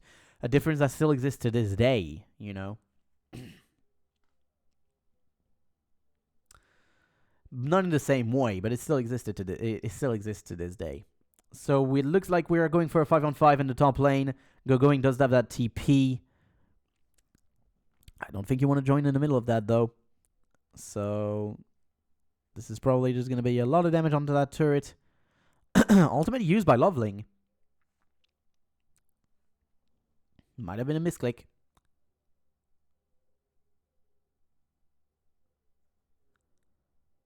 .480 is the damage of the smite, I guess. But I don't know why it moved. Oof, that's volatile thing did a lot of damage, actually. The turret goes down in the top lane. That's going to be the 4th turret of the game for Starhorn. It will be traded with a bottom turret. Actually, no, with that TP, it won't be traded. Are we going to have a Grand Skyfall? It looks like it. Looks like we are going to. Going, looking to be isolated.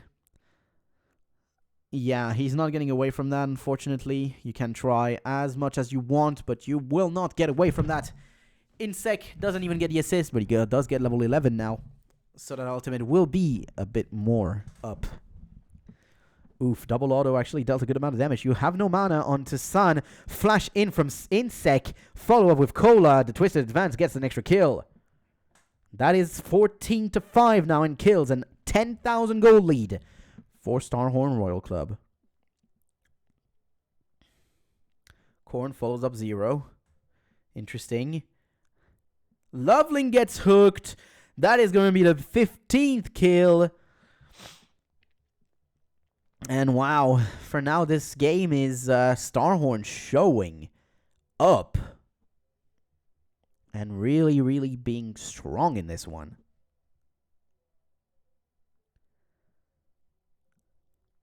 This is a team that, in this position, can actually rival against Samsung.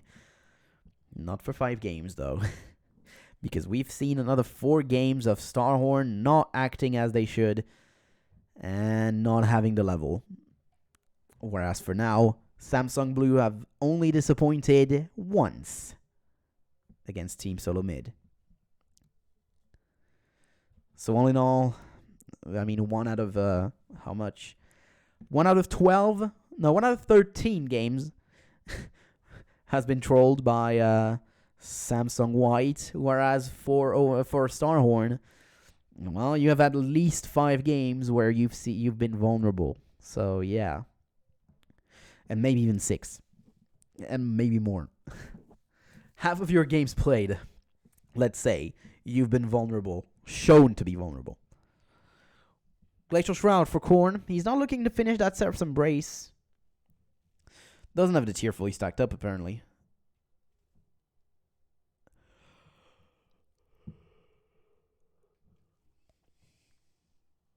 Oof, that's a miss. Cannon missed.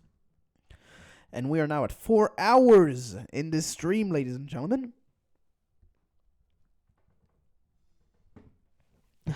Pretty long series, you know. Grand Skyfall, charged up by Insec, but OMG is on the side. Korn with a lot of damage onto going.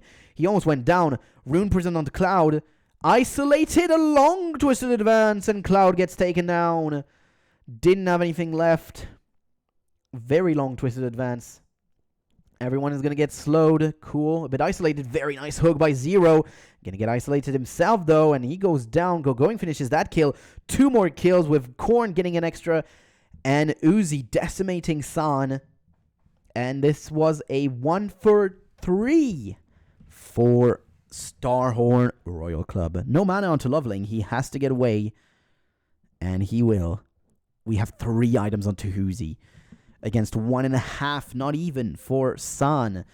Uzi is very, very far ahead, but you have 13,500 gold laid for Starhorn. But look at the damage of Korn in this fight here. Over half health and 3/4 with the last overload. And then that Monsoon just didn't really save you, Cloud. I'm sorry. Followed by a Twisted Advance to get the snare. And the follow-up is there. Hard then coming on from the side, getting an extra hook onto Going, with a nice amount of follow-up after the fact that he died. So, yeah. 3 kills, 3 quick kills, and a dominant showing by Starhorn Royal Club in this game 5 right now. 25 minutes on the clock. We are at a 14,000 gold advantage. Insec is pretty big with 2.5 items, but did go with a Randuin, so he's not going to deal the highest amount of damage, but that's not the biggest problem, is it? Because, I mean, you have a Rise, you have a Lucian to deal that amount of damage. To deal the damage. So if you're here as a follow-up and more of a stun more than anything else, you're still going to be useful. And right now, you are a stun and that's it. Loveling going to get hooked, but not going to get followed on by Zero. I think they wanted to, but they couldn't. It may have been wrong timing on that hook to get back.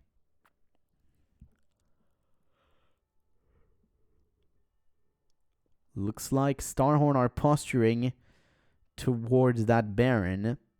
Drake is spawning in over 2 minutes. So they've got time to play for this one. Probably spawns around 30. Grand Skyfall right on top of Cloud, and that one is going to be an extra kill. Korn is dominating 6-0 and 9. And what will that mean for the rest of the map right now? You have a lot of control around the Baron buff right now for Starhorn, and they are going to be looking for that one right now. That one gets taken down, and they are starting the Baron right now. Just Uzi and Insect right now doing that one. 3 members. Good flay! The Valkyrie gets San away after his flash 2. This was a close one, but in the end, for now, Baron is not going to be done. It is a bit too early still to actually try and do a 2-man Baron. You don't have resistances, enough resistances, not enough damage. Loveling gonna get jumped on by Insec. Cloud, good Monsoon actually from Cloud here to separate everyone. Piercing Light gets that kill onto Cloud. Going gets taken down, triple kill for Uzi. Rune Prison, Insec gets stunned, and that's a 4th kill right now. That is a Baron. This is going to be a Baron. Loveling cannot do anything but watch as his team crumbles around him. 4 kills, 23-6, 17,000 gold lead. Well, 16.5. And just great plays from on the side of Starhorn Royal Club right now. Very, very nice game. Very well played from them. Very aggressive, but controlling their aggression because they know how strong they are right now. And so Cloud, good hook from Zero, and Cloud gets just taken down by a Piercing Light, and Going isolated, cannot flash away. The Relentless Pursuit to get a 3rd. And then Insect for the follow-up and the damage from the Overload as well. 2 items only for Cool, and on the other side you have 3 plus that tier for Korn. This game doesn't look that fair now. You are almost on a 20,000 gold lead for Starhorn. And they're playing it slowly still, you know. They're playing it pretty slowly because this could be... Well, those creeps went quick. That was weird. No, but seriously, though, this can be a situation where you're finishing this game very quickly. But instead, they're playing it slowly. They're still playing it just to win it with style. And now you do have that Seraph's Embrace onto Korn. 4 items for that Rise. 4 items also for Uzi, who has that Banshee's Veil. Doesn't need an... Oh my god, the damage on those double autos. Culling doesn't finish Loveling, but it was very, very close.